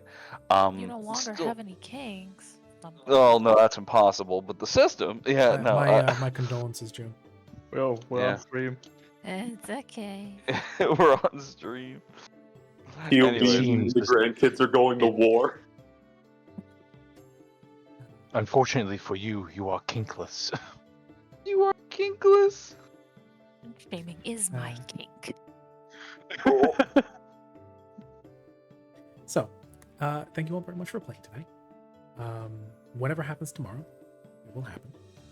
Whether we work on stuff or we have a proper session. Regardless, I'll always enjoy it because it's with you guys. And Yes, indeed. Yeah. yeah, I think that's a good place to leave it. And Grim, thank you very much for watching. Indeed. Thank you, Grum, Thank for you for doing your thing. running, and thank you for this really cool, fun idea of being in the same universe in the same campaign, but just average people instead of adventurers. Average people? The other side of the stage. Getting other normal people and getting a look at what like everyday life in this world looks like, as well as just a look at a different place. Because so far, the only perspective you guys have on this world is from the position of the main party. And there's one thing that I've wanted very much, and I've also been asked by a couple of people, is what's happening in other places in the world? What's going on? What are the different cultures and the different nations like? And with no guarantee that the current party is ever going to have a look at them. So it may be some time before you guys ever experience those parts of the world or what's happening there. So if people like this, I might make this not a common, but like a semi-irregular kind of thing we can do where we get a glimpse into other places in the world. And also, potentially, have you guys influence how those events play out. Sounds fun Hell to me, yeah. but This was Yeah. partially me Hell kind yeah. of testing the waters on that. And if nothing else, kind of also figuring out what exactly happened up here. Because I've had this planned for like a year or so. And you guys were eventually going to come back along this way. And I would have felt kind of bad if you guys came through. It's just like, oh yeah, the place just got burned down. That's definitely not the tone of world I'm going for. So instead, I wanted to see if you guys would like to have a hand in crafting that story. So far, I'm quite happy with it. I was very unsure I at first. think this is but I'm this is having- turning out pretty fun, my friend. Yeah, it was fun to be in. Yeah, we got to set Hell up yeah. all this like lighthearted and sometimes funny, sometimes sincere, sometimes emotional stuff, and now we get to burn it all down. All right.